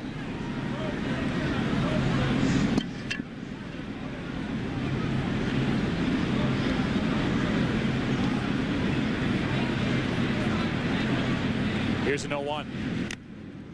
Chevy and Major League Baseball have joined together to really light up the city here in Detroit. Check out the light show going on outside the stadium as they turn on the lights in downtown Detroit. A display not only for Chevrolet and Major League Baseball, but also for the city of Detroit, which has been a great host over the past couple of days for this 76th All Star Game. Tradition started back in 1933, and Clement made Beltran look easy. A strikeout, the inning over, halfway through this All-Star game. It will be the 3, 4, and 5 hitters for the AL as they lead it 5-0.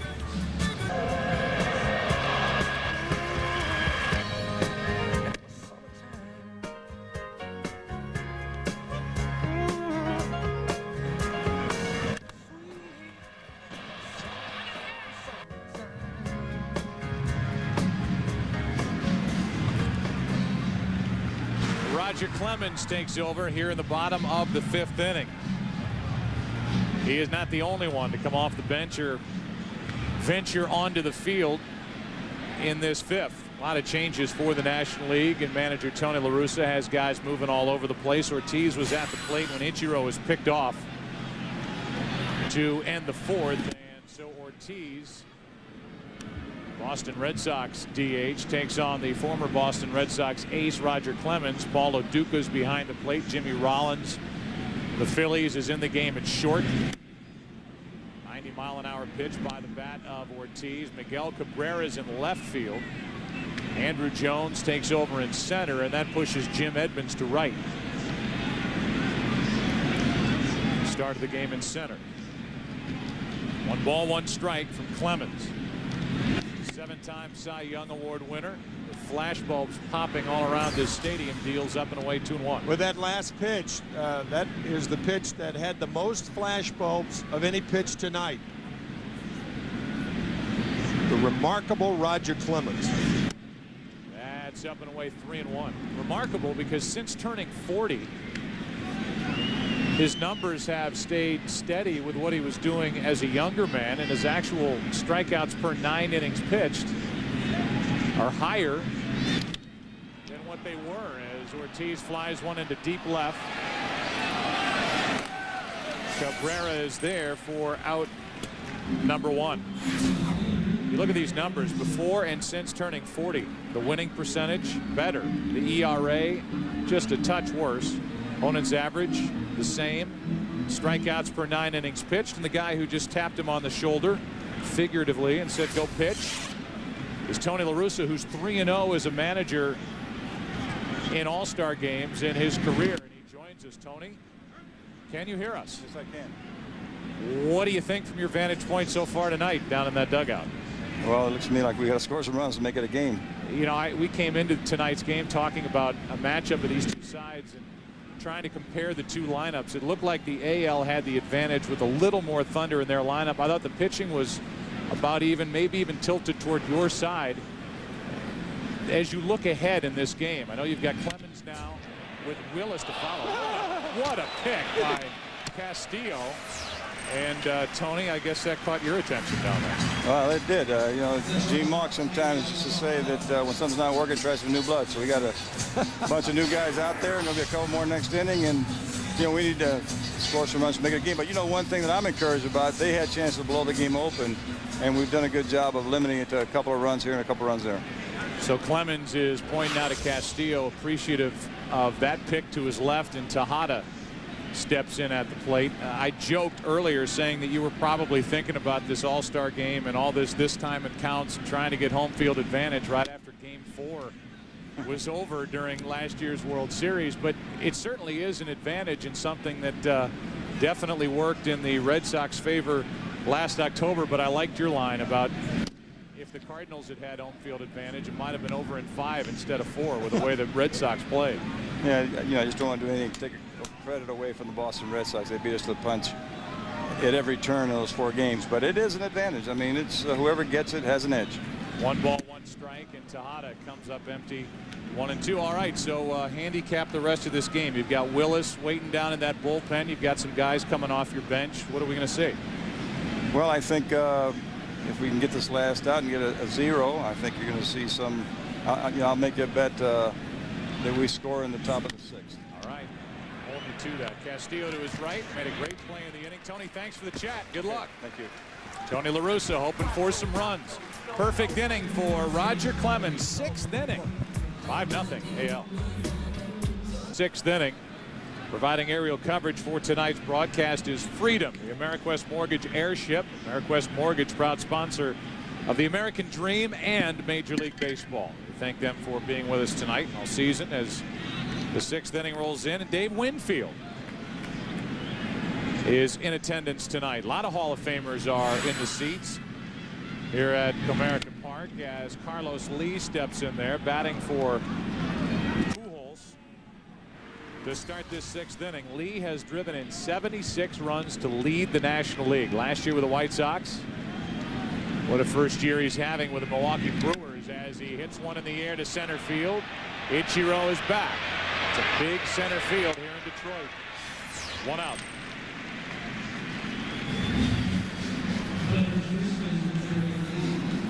Our WebMD Health Update features Roy Halladay. Friday night, Halladay injured his left shin. Line drive by the Rangers' Kevin Mensch. A broken leg. You can check your own symptoms at webmd.com. He was a candidate to start this game against his buddy and former teammate Chris Carpenter. And not only did it affect this game, but I don't know if you paid attention that the Blue Jays are only 5.5 out in the American League East, and they are losing their best starter for at least a month. Michael Young takes over at short. You saw the name Ivan Rodriguez, the hometown favorite now, the catcher for the Tigers. He's in there catching John Garland, who's on the mound from the White Sox. Derek Lee takes outside. The count goes to 2-1. Clement 1 inning. No runs or hits. 1 strikeout, 1 walk.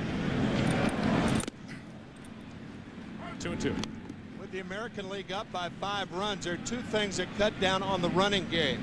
A 5-run lead and Ivan Rodriguez, who is probably the best to ever play that position defensively. Lee pops it up. Shallow right, out goes Roberts. 2 down. What a job turned in tonight by the combination of Burley, Colon, Santana, Clement, and now Garland, who's a 13-game winner. Not only his career high, but it ties him for the top spot across the major leagues. Signed back in 1998 by the crosstown Chicago Cubs and traded to the White Sox for Matt Karchmer. A trade that has the White Sox very, very happy. Garland has just had a terrific year for the Southsiders in Chicago. Dontrell Willis is getting loose for the National League. Moises Alou is at the plate batting for Jim Edmonds with 2 out, nobody on. Garland misses low, 1 ball, 1 strike. Alou is the Giants representative, and Kenny Rogers, who accepted the invitation, voted in by the players, will take over next for the American League. He's got a while to warm up with his team out in the field here in the 6th.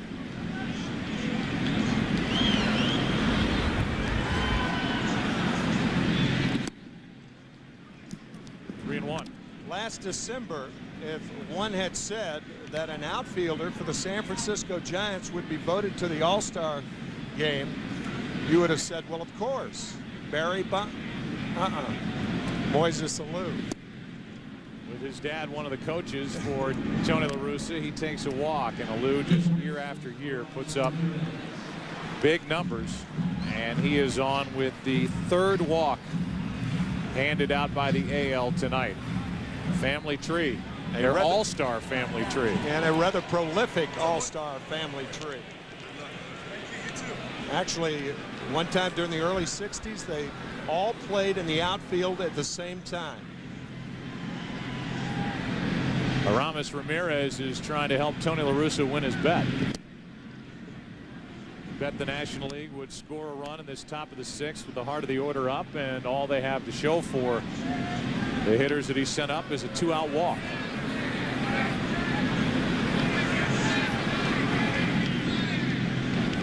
That gets away from Rodriguez, who popped up on it. Down to second is Alou. Well, he tried to backhand it, and that often happens in the All-Star game because you're used to facing the pitchers as hitters, but not as catchers.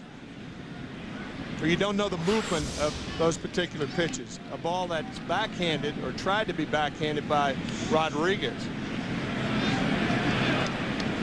So the wild pitch puts Alou at second with 2 out. Here's a 2-0.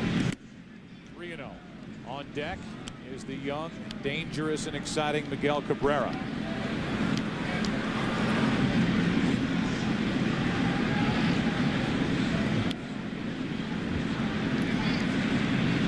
National League trying to get on the board, and they've got 2 on with 2 out. Back-to-back walks with a wild pitch mixed in from Garland.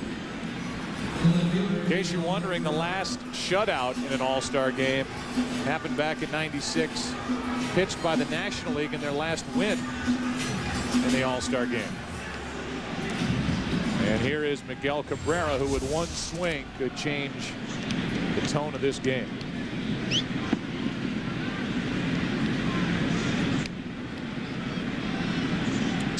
1, 2 out. Ball 1. Saw the age of Miguel Cabrera when he started for the Marlins. That was in a World Series. And I think he solidified his place in postseason history in that one at bat by Roger Clemens when Clemens knocked him down, and then Cabrera got right up and homered over the right field fence. Garland's getting wild. It's 2-0. Cabrera, as Dave Wallace is not only going to talk to Garland, first he'll introduce himself. Say, hi, I'm your pitching coach for tonight. You've walked 2, and now you're 2-0 on the next hitter. Try to throw a strike. So Garland will try to find this last out. He is in a dangerous spot to a great hitter. You have an opinion on who you think will be the All-Star Game MVP? Go to foxsports.com, keyword Chevy, or MLB.com to vote for your chance to win trips, gear, and even a car in the 9 in 9 sweepstakes presented by Chevrolet. Dangerous situation right here for John Garland. And Cabrera ripped. It's 2-1. Cabrera, since his debut, June 20th of 03, has the second most RBIs in the National League, second only to Albert Pujols, with 236. This season he has 62. And he grounds sharply to Young. Out at second. National League still being shut out as we go to the bottom of the 6th. Tony loses his bet. AL coming up against Dontrell Willis. 5-0 American League. Fox brought to you by Burger King. It reminds you to have it your way. By WebMD, America's health site.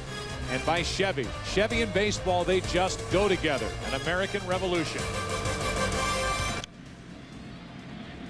Two exciting athletes hooking up here. Dontrell Willis and Vladimir Guerrero. First pitch fouled back by Willis, who is tied for the most wins in the majors with 13. And that ERA of 2.39, the 23-year-old left-hander. Guerrero's 0 for 2, and he takes low. Few players have the electric presence that Dontrell Willis has. From Oakland, from the inner city. His mom, Joyce, refuses to watch games on television, but she's here tonight. And she just watched Vladimir Guerrero take young Dontrell back up the middle for a leadoff hit. So Guerrero's on for the first time tonight, and Teixeira, the switch-hitting first baseman, will turn around bat right-handed. Moises Alou is now in the game after hitting for Edmonds. He's in right. Vladimir Guerrero, who got 3 at-bats tonight, will be lifted for Alfonso Soriano. And slowly but surely, the benches are being drained on each side.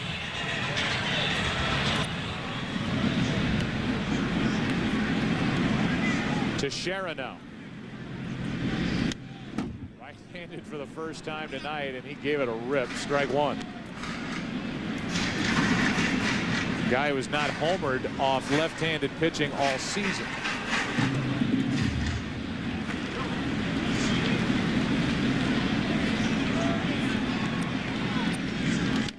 That's foul. You talk about the athletic ability of a guy like Dontrell Willis, who's so animated on the mound. Just think about the athletic ability it takes alone just to repeat that motion. So many things can go wrong from the time he starts it to the instant the ball leaves his left hand, but because of the kind of body control he has, he's able to repeat it time after time, and he misses down and away, ball 1. Yeah, he doesn't do it as much from the stretch as he does from the windup with the high leg kick. But he had problems with that in 2003. That's why the Marlins were forced to move him to the bullpen. There's a leg kick for you. Dontrell Willis, who has a more subdued kick from the stretch, brings it home, and now after it was 0-2, Willis has run it full.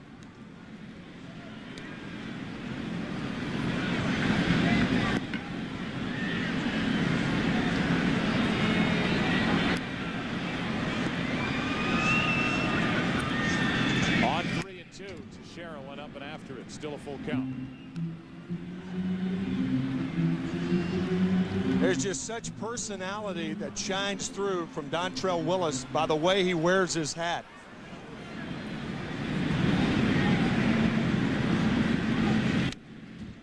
Good rip by Teixeira. I guess if Gershwin were to write that song that he wrote about 75 years ago today, it would be about Dontrell, the way you wear your cap, the way you kick your knee. Here's the 3-2. That's fouled again. Teixeira in a battle with Dontrell Willis. Still full. And he is one of those guys that when you get a chance to meet him, he is exactly how he comes across during interviews. I mean, he has absolutely no pretense. None. None. No inflated ego, no nothing. That is hit high and deep in the air to right field. Back at the wall. His first home run off left-handed pitching this season.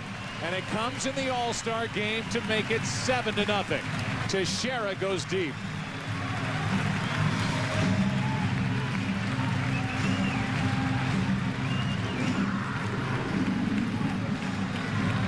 Soriano, who was pinch running there to greet his teammate Mark Teixeira, and it's 7-zip AL in the 6th.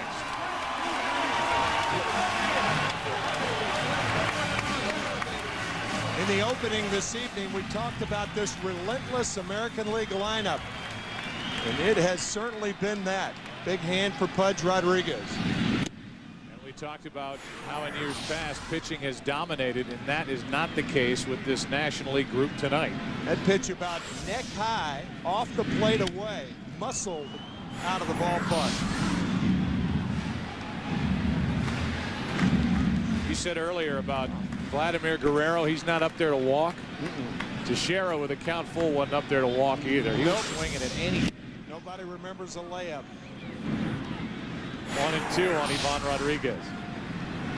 The 25-year-old Mark Teixeira, part of a Texas Rangers team, which at the break is 5 out in the AL West, so they have closed it down a bit on the Angels. The only scoreless innings pitched tonight by the National League side. Carpenter in the first, he gave up 2 hits. And Clemens the only 1-2-3 inning. That came last inning, and now Dontrell Willis is having trouble in the 6th.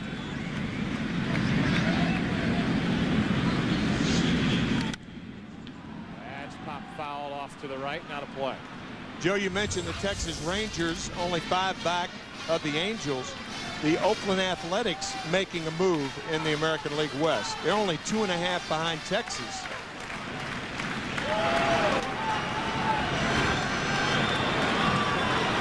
Here's a 2-2. Rodriguez chops it foul. Yeah, if you didn't pay attention to the standings right before the break, you didn't get your morning sports section for the last week prior to the first half, the standings look a little different than they did a couple of weeks ago. How about the AL East with the Yankees only 2.5 out? After the mess of a first half that they had and the disappointments and the Steinbrenner quotes and Randy Johnson being good and then struggling and being good and then struggling. That's the way the Yankees were the first half, and they're 2.5 out behind Boston and Baltimore. The surprise team for the first 2 months, only 2 out now. Yep. Now it's a full count on Rodriguez. Yeah, the Baltimore Orioles they have made the American League East from a 2-team race to a 3-team race. Look at B.J. Ryan, their closer. Now a walk to follow the hit and the home run. And Willis gets a visit from his catcher, Paul Loduca. This week in Major League Baseball history, July 13th, 1971 here in Detroit, Tiger Stadium. Reggie Jackson's tremendous blast was the most memorable moment of the 42nd All-Star Game. One of 6 home runs hit in that game by 6 different players who would end up in the Hall of Fame. For more MLB info, log on to foxsports.com on MSN. Keyword Budweiser. There are the, at the time, future Hall of Famers rounding the bases. It's staggering to think how far Reggie Jackson hit that ball that evening. That was Henry Aaron's first extra base hit in All-Star competition after 20 years.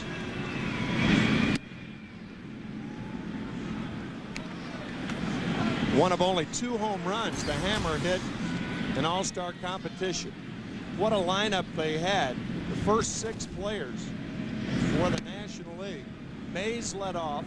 Aaron batted second. Joe Torre, the MVP, batted third.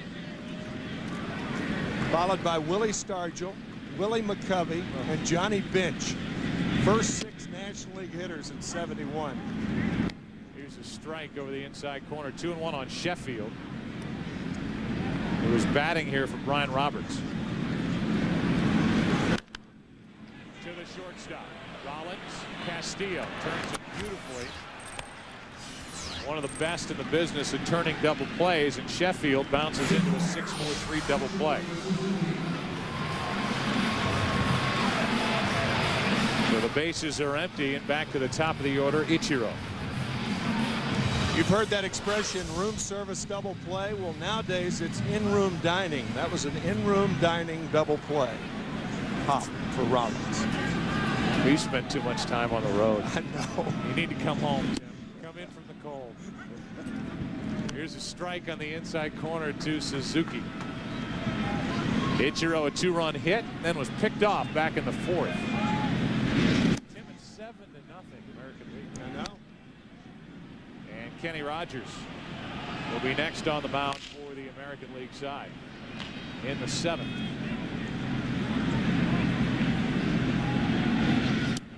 That's low. Our pregame show showed the incident back on June 29th with Kenny Rogers and the 2 cameramen in Texas. As Ichiro chops it foul, and then there was a week's worth of time where Rogers didn't make any public announcement and any showing of remorse after that incident. And that's, I think, when a lot of the opinion was formed about whether Kenny Rogers should appear as an All-Star after that incident on the field. He was hit with a 20-game suspension, a $50,000 fine. You and I both weighed in. Everybody weighed in on whether he should be an All-Star. Here's a 3-2 pitch. Ichiro flies one into left center for Andrew Jones. We will see Kenny Rogers, the All-Star, and talk more about his appearance here tonight on the other side of the break. Dontrell Willis served it up. Teixeira goes deep to right. 7-0 AL. Back after this from your local Fox station. Inning now in this All-Star game. Our game summary brought to you by Verizon. See all the runs put up by the American League side. They've out hit the NL 10-5. Tejada, first career All-Star home run. Teixeira, not only his first career All-Star home run, but his first this season right-handed. The Red Sox tonight have had fun. Last shutout was 96, and right now on the mound is Kenny Rogers. They show the incident back in June as we're now hearing the reaction for Rogers' announcement here in Detroit. And you and I both came out at the time and said that we didn't think that in this celebration of baseball, Rogers should be a part of it. After hearing him, after seeing him, he read his apology, then faced the media last night, answered questions, apologized for the incident. I won't speak for you, but my stance has certainly softened, and I agree with him that the players voted him in. It's well within his rights to be here. He wanted to face all the questions and go through this in the All-Star game. He appreciates being here, and I think in the end, he's probably better off for being here tonight than ducking the situation. I think just getting the feeling from the crowd here, they've almost tempered their booing. There were initial boos for Kenny to greet him, but I mean the very fact that he held his own press conference against the advice of his lawyers, it was as contrite a press conference as you can imagine, very sincere, and yesterday's whole day was sincere. And as Kevin and Jeannie said before the game, hey, it's over. Castillo watches Garrett Anderson turn in a brilliant play down the left field line to hold Luis Castillo to the leadoff single. Castillo can fly, and Anderson played that perfectly. Well, getting to that ball, the diving Mora, and the carom played beautifully by Anderson, a tougher play for a left-handed throwing left fielder because he had to pivot to make the throw to second base. Well done. Talked about it being within Kenny Rogers' rights to be here tonight. The suspension does not cover games other than the quote-unquote involved in the championship season, which is what the Rangers are fighting for down in Texas. Rangers are going to lose their top starter, Kenny Rogers, for a period of time. They've appealed the suspension, which, as I mentioned, was 20 games. The problem with Rogers was it was a couple of weeks after he lost control of himself and punched a water cooler down in the dugout and broke a bone in the pinky on his non-pitching, his right hand. And then that incident, and if you talk to people that know Rogers, hello, there will be no shutout. That ball is crushed down the line and left. It is gone, a two-run shot. And Andrew Jones, who has 27 during the regular season, has put the National League on the board in a big way. That was every bit as crushed as Tejada's back in the second.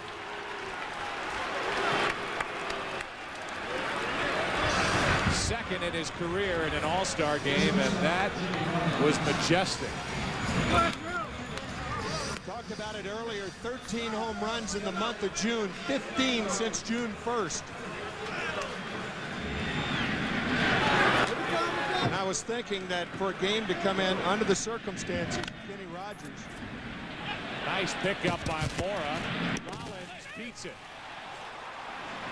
Is this the start of something bigger for the National League, as Mora did all he could, but Rawlings with that great speed is on with nobody out in the seventh.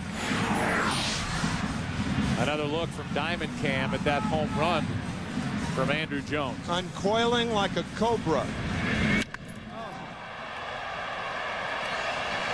I was going to say, Joe, that in a 7-0 game, under the circumstances, you'd think that that would be the type game that Kenny Rogers would want to come in for.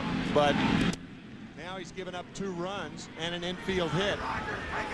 And the boos have resurfaced here at Comerica Park. And Terry Francona, the AL manager, said the easy thing to do would be to not pitch Kenny Rogers. He thought the right thing to do, to be honest, true to this game, as Loduca grounds to third. Mora, Soriano to first. Konerko a double play. 5-4-3, 2 out, nobody on. Francona said the right thing to do by this game is to have Rogers pitch. He's been one of the best in the league all season. Sure. Rogers wanted to face it. He's in the game. He's given up the first 2 runs for the National League tonight. It's 7-2, and here's Carlos Lee 0 for 1. Strike 1.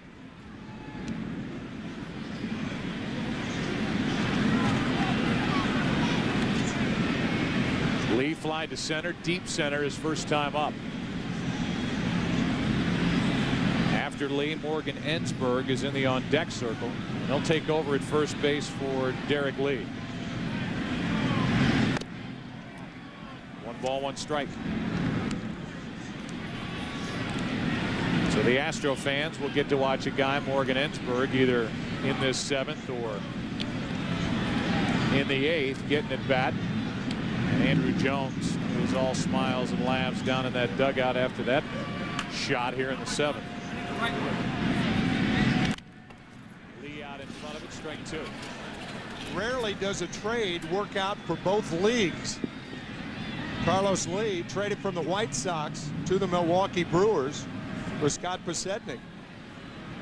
Scott on the All-Star team in the American League side, and Carlos in the National League side. The strikeout to end the inning. Kenny Rogers faced the media last night, faced the National League tonight, is serenaded with boos by some as he heads off the field. After 5 American League pitchers combined on a shutout, in the 7th, Andrew Jones unleashed one on Kenny Rogers in the AL. It's 7-2 here in the middle of the 7th. We will stay here between the top and bottom half of the 7th. And we will toss it to public address announcer Bob Vergils for God Bless America. It's brought to you by Rocky Mountain Refreshing Coors Light, by Verizon Wireless, we never stop working for you, and by the makers of Pepsi Complete, just one and heartburn's done. Billy Bob Thornton in attendance tonight, and some fellow cast members of the upcoming movie Bad News Bears, opening July 22nd. From Carl and Sling Blade to Bad News Bears in about 8 years. To Buttermaker and Bad News Bears. There's a lot of ground in between those two roles. Melvin Morris first up against Brad Lidge, who is the 7th pitcher of the night for the National League.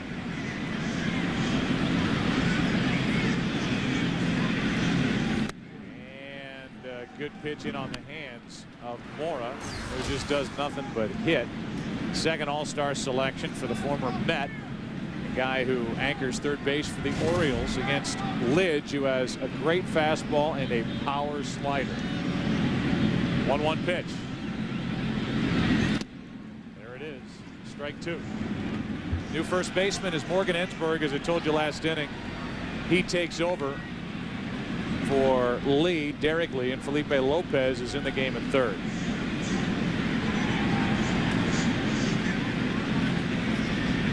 Here's a 1-2. And another nasty pitch that gets away for a moment from Loduca. One out. Let's check in with Kevin Kennedy. Hey, I know Kenny Rogers since 1993. We worked together, obviously, and we made you a starter in '93. That being set aside, you made a mistake, you've addressed it. I think the easy way out, Kenny, was you not showing up and being at home. But take us through it once again for the people who haven't heard why you decided to come here.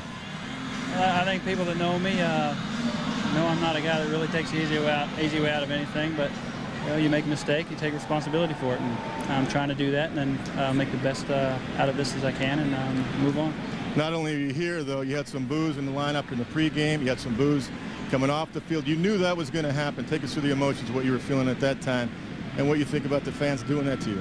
I don't really hold anything against anyone.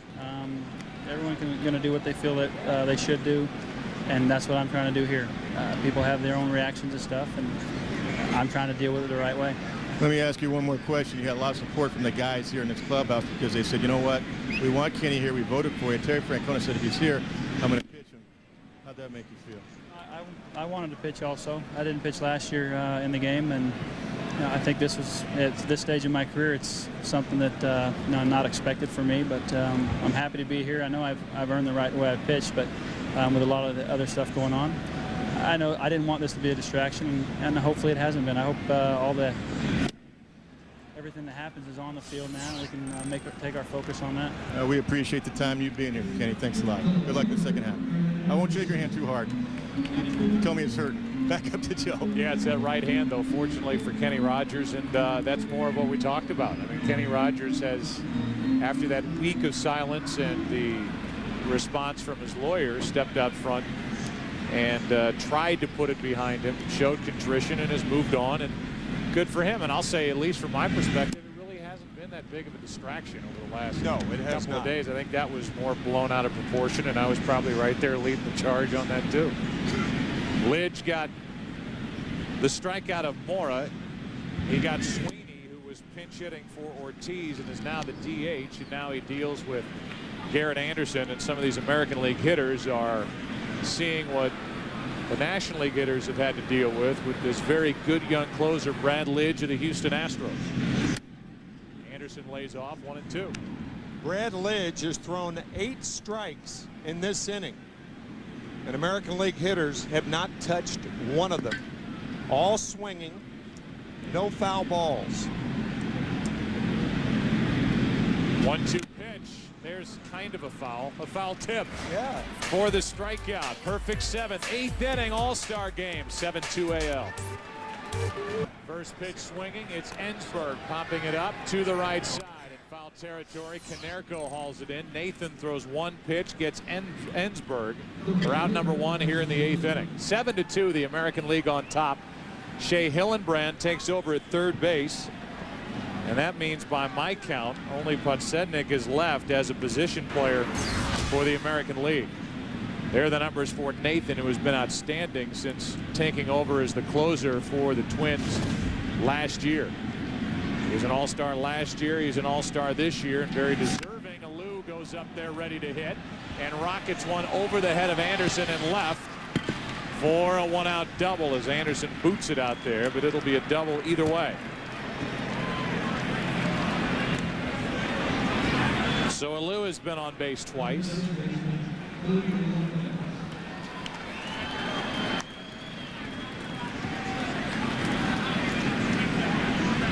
For a chance to win the Pepsi GoPro MLB Pass, select the password home run at PepsiGoPro.com right now through July 15th. At the plate is Felipe Lopez. And for all of you Napoleon Dynamite fans out there, and I know you're out there, realize that Felipe Lopez is wearing a Vote for Pedro shirt under his uniform top. Strike one from Joe Nathan. Feel free to remain silent over there. I don't know how to react to that. Just don't. Let it go. Okay. It's off into Never Never Land.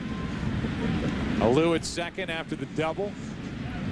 Lopez, one of 6 players produced out of the Toronto Blue Jays organization to play in this All-Star game, and what a year he's had. Career high in home runs while playing for the Reds. They're doing something right in Toronto. Problem is they can't keep him there and put it together at the big league level. 1-1. Lopez out in front, strike 2. Talking to Terry Francona before the game, he said, you know, we can talk strategy and hitting and running and pinch hitting and all that stuff all you want, not worrying about trying to get everybody in the game unless it's a lopsided game. And that's exactly what we have at this point, which takes the pressure off these managers to get everybody in the game. Francona said the best thing could happen, maybe not for you guys, but the best thing that could happen is an 8-0 game. That way I can empty the bench. 8-0 either way. And most people can head home happy after this All-Star appearance in Detroit. Here is a 2-2 to Lopez. Up the middle, base hit. Alou is going back to the bag. He is going to be held at third, down by 5, and it's a first and third one-out situation for the National League. I think for some National League fans here in attendance, there was some boos because Alou didn't score, but as you can see, Alou going back to the bag. You're trailing by 5. You don't really know where the shortstop is behind you, so you have to more or less play it safe. And now here's Miguel Cabrera, who again has the opportunity to tighten it down and make it a game again. First and third, one out. Cabrera 0 for 1. Goes after a breaking ball down and away, strike 1.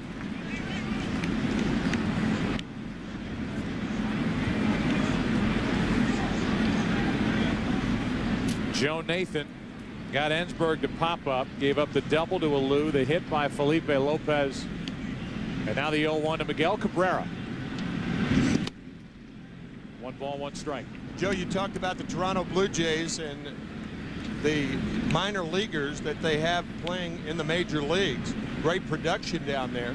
What about the Minnesota Twins, who are, as we speak at the break, ahead for the wild card position in the American League, 10 games over 500. Hard hit. Hillenbrand knocks it down, throws to second wide, but out is Soriano. Hauls it in, and in to score is Moises Alou to make it 7-3. It's an RBI ground out, force out, and that thing came up and hit Hillenbrand in the gut. You wait 8 innings for a bad hop, as Hillenbrand did. So Alou, who doubled, scores. It's a 4-run game, and Castillo steps in with his teammate Cabrera at first. 2 out. Castillo singled and scored a run his last time up. Nathan, who had 1 major league save heading into last year and then racked up 44 for the Twins, gets it in there for strike 1. And since you and I last talked on the air, Minnesota has added Brett Boone Yeah. Picked him up in a deal with Seattle. The Mariners had designated Brett for assignment. Why not? I think it's a good pickup for the Minnesota Twins. Absolutely. There's the wild card standings in the American League. Minnesota, a game and a half over Baltimore. The Yankees and Rangers and Cleveland all tied at 2 back. And the surprising Oakland Athletics, after their start, only 4.5 back, followed by Toronto and Detroit. 1 on, 2 out, 0-2 pitch. That's foul.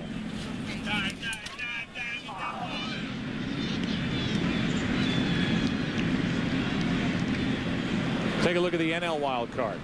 Good measure to balance it. Atlanta on top of the 4.5 game lead over Florida. Houston's only 5 out there with this resurgence that they've had. Philly's 5 out. Then the Mets, the Cubs 6 out. Arizona, Milwaukee, all for the most part on the edge, but still within reach. Castillo fights it off again.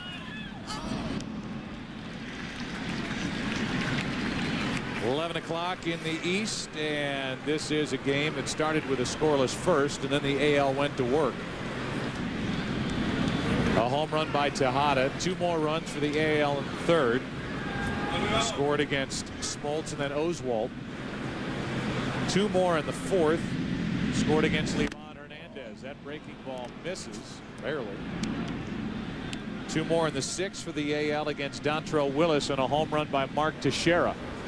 The American League is on its way at the moment to its 8th straight victory over the NL and All-Star Game. Here's a 1-2. That's wide, 2-2. The National League had an 8-game streak, 1963 to 1970. The best is an 11-game streak for the National League between 72 and 82. But these games have recently been dominated by the AL. 1 on, 2 out, and Castillo to the left side. Hillenbrand flips, and the inning is over. We go to the bottom of the 8th. Michael Young first up for the American League. They lead it by 4. It's a 7-3 game, a 4-run lead for the AL. And a new pitcher for the National League, Jake Peavy. 7-3, ERA 3.14. And this was the ERA leader from last year, the first Padre ever to accomplish that for Major League Baseball. Michael Young first up for the AL. It'll be Young, Soriano, and then Comerica. Rain starts to fall here in Detroit. Lights up as I say that. Pitch 1 is low for ball 1.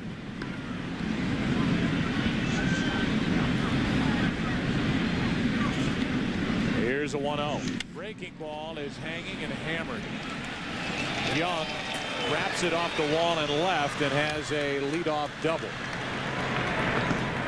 We'll give you a DHL game break and highlight the Chicago White Sox, who have a 9-game lead in the AL Central over a good Minnesota team. Names like Garland, Podsednik, Burley, who started this game. 57 wins, most in the first half for the White Sox franchise. Good in 1-run games. They're not hitting a ton, but they can pitch. And they have got an attitude, thanks in large part to the managing style of Ozzie Guillen. There is a lead they enjoy in the Central. Ozzie Guillen, animated and honest.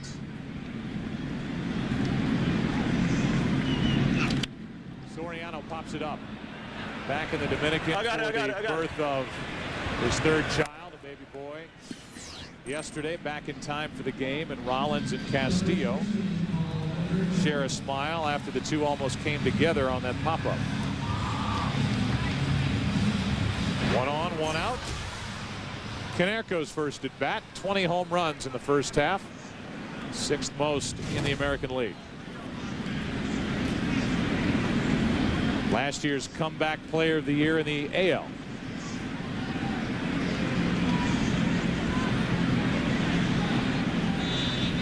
Hit 38 home runs last year for the White Sox, and he hammers the first pitch foul. Jake Peavy from Mobile, Alabama. And in talking to Jake yesterday, I asked him how many family members would be at the game. He said 15. I said, well, that's a lot. He said, yep, Mobile was evacuated because of Hurricane Dennis, and his family members just kept right on going north. Here they are in Detroit. Strike two on Comerica. So they're getting a thrill, and it reminds us at Fox Sports to send our very best to those who've been affected by Hurricane Dennis. And the remnants of it pushing its way north, and we're getting the effect of it here all the way up in Detroit with the rain as it's falling right now. Coming up next, immediately after the game, except for those of you on the West Coast, your late local news. Comerica strikes out, 2 down. And this is the way Jake Peavy is trying to get around a leadoff double by Michael Young. Looks like a change-up to Comerica to get Paul. And we're going to have a pitching change. Tony La Russa is out. He'll take the ball from Peavy.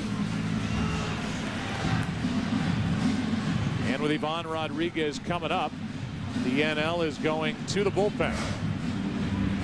Peavy is finished. A new one coming out for the NL. Here in the bottom of the 8th, it's Cordero. Success is clearly this guy, Chad Cordero, who at one point during the season had 26 consecutive saves from the end of April till the beginning of July. And here's a guy who was a college closer 2 years ago at Cal State Fullerton. Drafted by the Expos, and he pitched in the big leagues the same year. You think about a guy like Craig Hansen of St. John's, who was drafted by the Red Sox. He might be an answer if they can sign him for their bullpen here in 2005. That's on the outside corner from Cordero, and in a blink, it's 0-2. Seems like closers are coming up earlier with big league teams after signings and staying with them longer, like Chad Cordero. One of the reasons is this guy was a closer in college. A lot of the guys end up getting converted. Yep. From starters to closer. That's wide. And it's 1-2. There's a converted starter. So that worked out pretty well for Mariano Rivera. 1 ball, 2 strikes. Runner at second, 2 out. That runner is Young. And Rodriguez taps it foul. So the Boston Red Sox, who we will see on the Saturday right after the break. There's a nice note about the note from his grandfather that he keeps in his pocket while he plays. You talk closers, and the Red Sox are trying to turn Kurt Schilling into a late inning reliever. That note's somewhere in those pants. Here's a 1-2.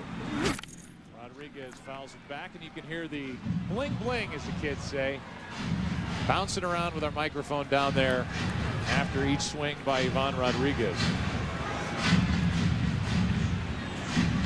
What happens when you wear a big chain to the plate? You swing and you jingle, jangle, jingle. Chain, chain, chain in Motown. Here's a 1-2 with 2 out.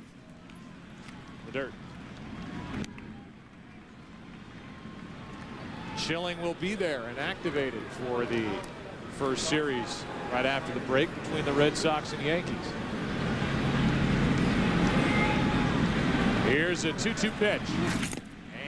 Rodriguez goes down swinging. Beautiful pitch from Cordero to end the 8th. 9th inning. NL's last chance, down 4. Wickman takes over. Sounds of the game with the microphones everywhere tonight from this All-Star game.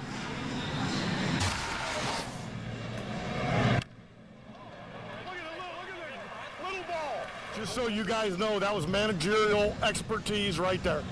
I don't know what that was. It looked like a sinker, but it didn't come in there like it. Where you guys open up at? You guys go back home? Florida? Where? Oh, you guys at our place? Ah, you gonna follow me home tonight? Jimmy Rawlings is the beauty. Off go the Marlins, evidently, according to those two, to Philadelphia, and Bob Wickman takes over. It's a 4-run game here in the 9th inning. Pitchers of record: Mark Burley on the plus side, John Smoltz from Lansing, Michigan on the downside. We play here in the 9th inning, 7-3, the American League on top, and Andrew Jones first up. Ball 1. It'll be Jones, then Rollins' spot, but Louis Gonzalez is in the on-deck circle. Scott Podsednik is now in the game in center. Ichiro's in right. So that means that Terry Francona has used his entire bench. It's 2-0 on Andrew Jones. And now you can hear the necklace bouncing around on the chest of Ivan Rodriguez as he catches with the microphone down there. Here's a 2-0 to Andrew Jones, who hit a mammoth home run into left his first time up. 3-0.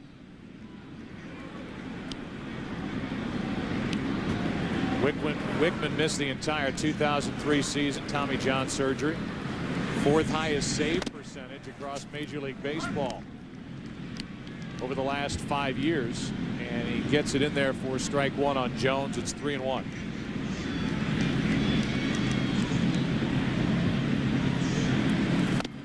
And a leadoff walk. The most valuable player of tonight's game will be awarded the Ted Williams Trophy, presented by Chevrolet, at the end of tonight's game.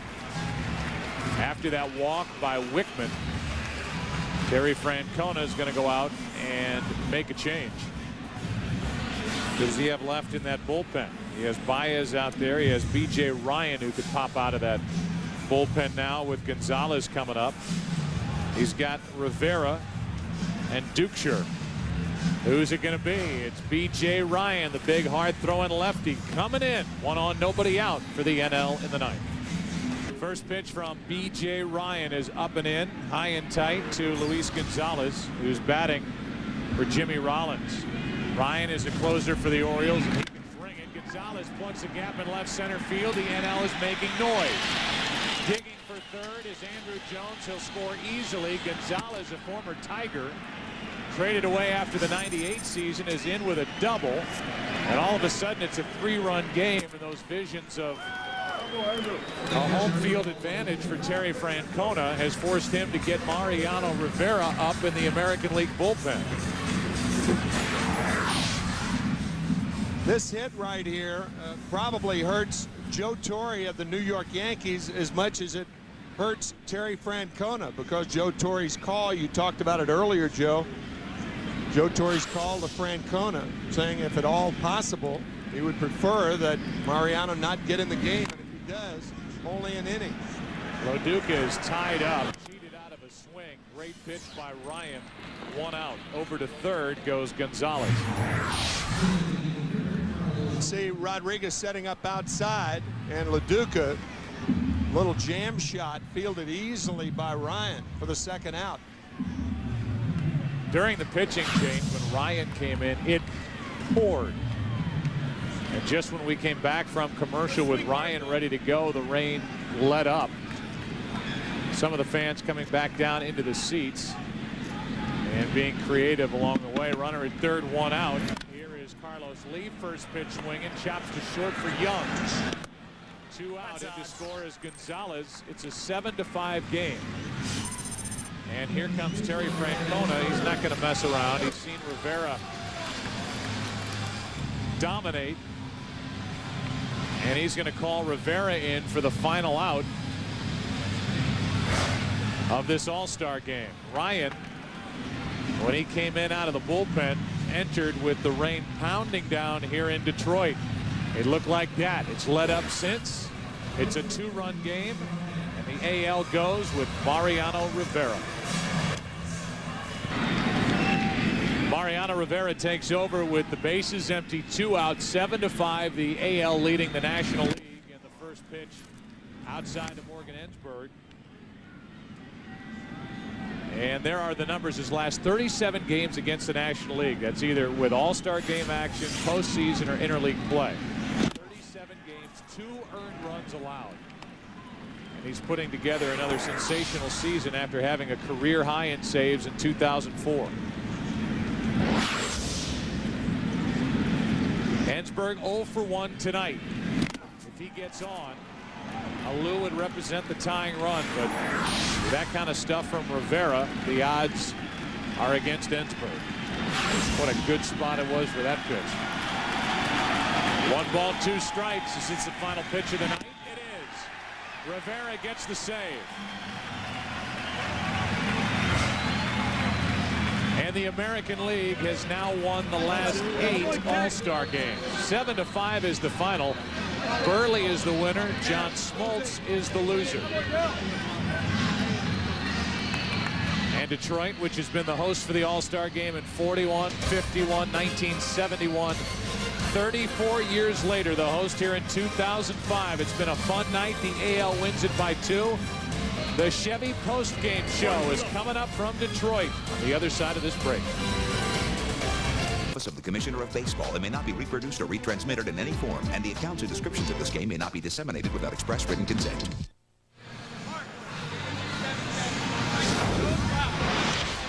We welcome you to the Chevy MLB All-Star post-game show here in Detroit. And let's go down for the MVP trophy presentation to Jeannie Zalasko. That is right, the Ted Williams Trophy presented by Chevy, and we found our most valuable player, and to present the award, the Commissioner of Baseball. Thank you very much. It's my great pleasure to present the Ted Williams Award, memory of the greatest hitter that ever lived, presented by Chevrolet to Miguel Tejada, the most valuable player of the 2005 All-Star Game. Congratulations, well deserved. Thank you, thank you. I'm really happy and proud to be a star in this game. And I just want to say thank you to all the fans just voting for me to start this game. And that's why I just try to get something good in the game to make those people proud. And I'm really proud. Thank you for the trophy, and thank you for the fun. And this game, we just do this game for you guys. I hope you guys enjoy it. And of course, the last time the All-Star game played in Detroit, another Oriole, Frank Robinson, the MVP. I need you to put your hands out for that, and then put your hands out for this. This is about to get really interesting. Ed Pieper, general manager of Chevrolet, the motor division. You don't even know this is coming. Are you ready? Look what he's got for you.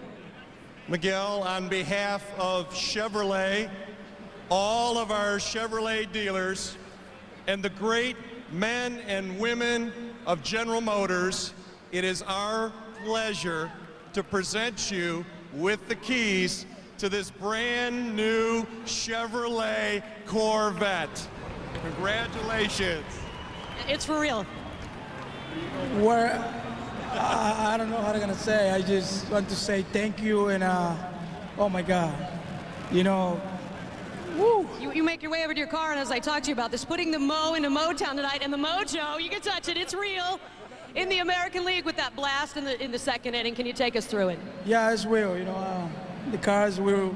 It's nice. You know, I'm happy for that. Thank you, and I think just more happy to be in this day today.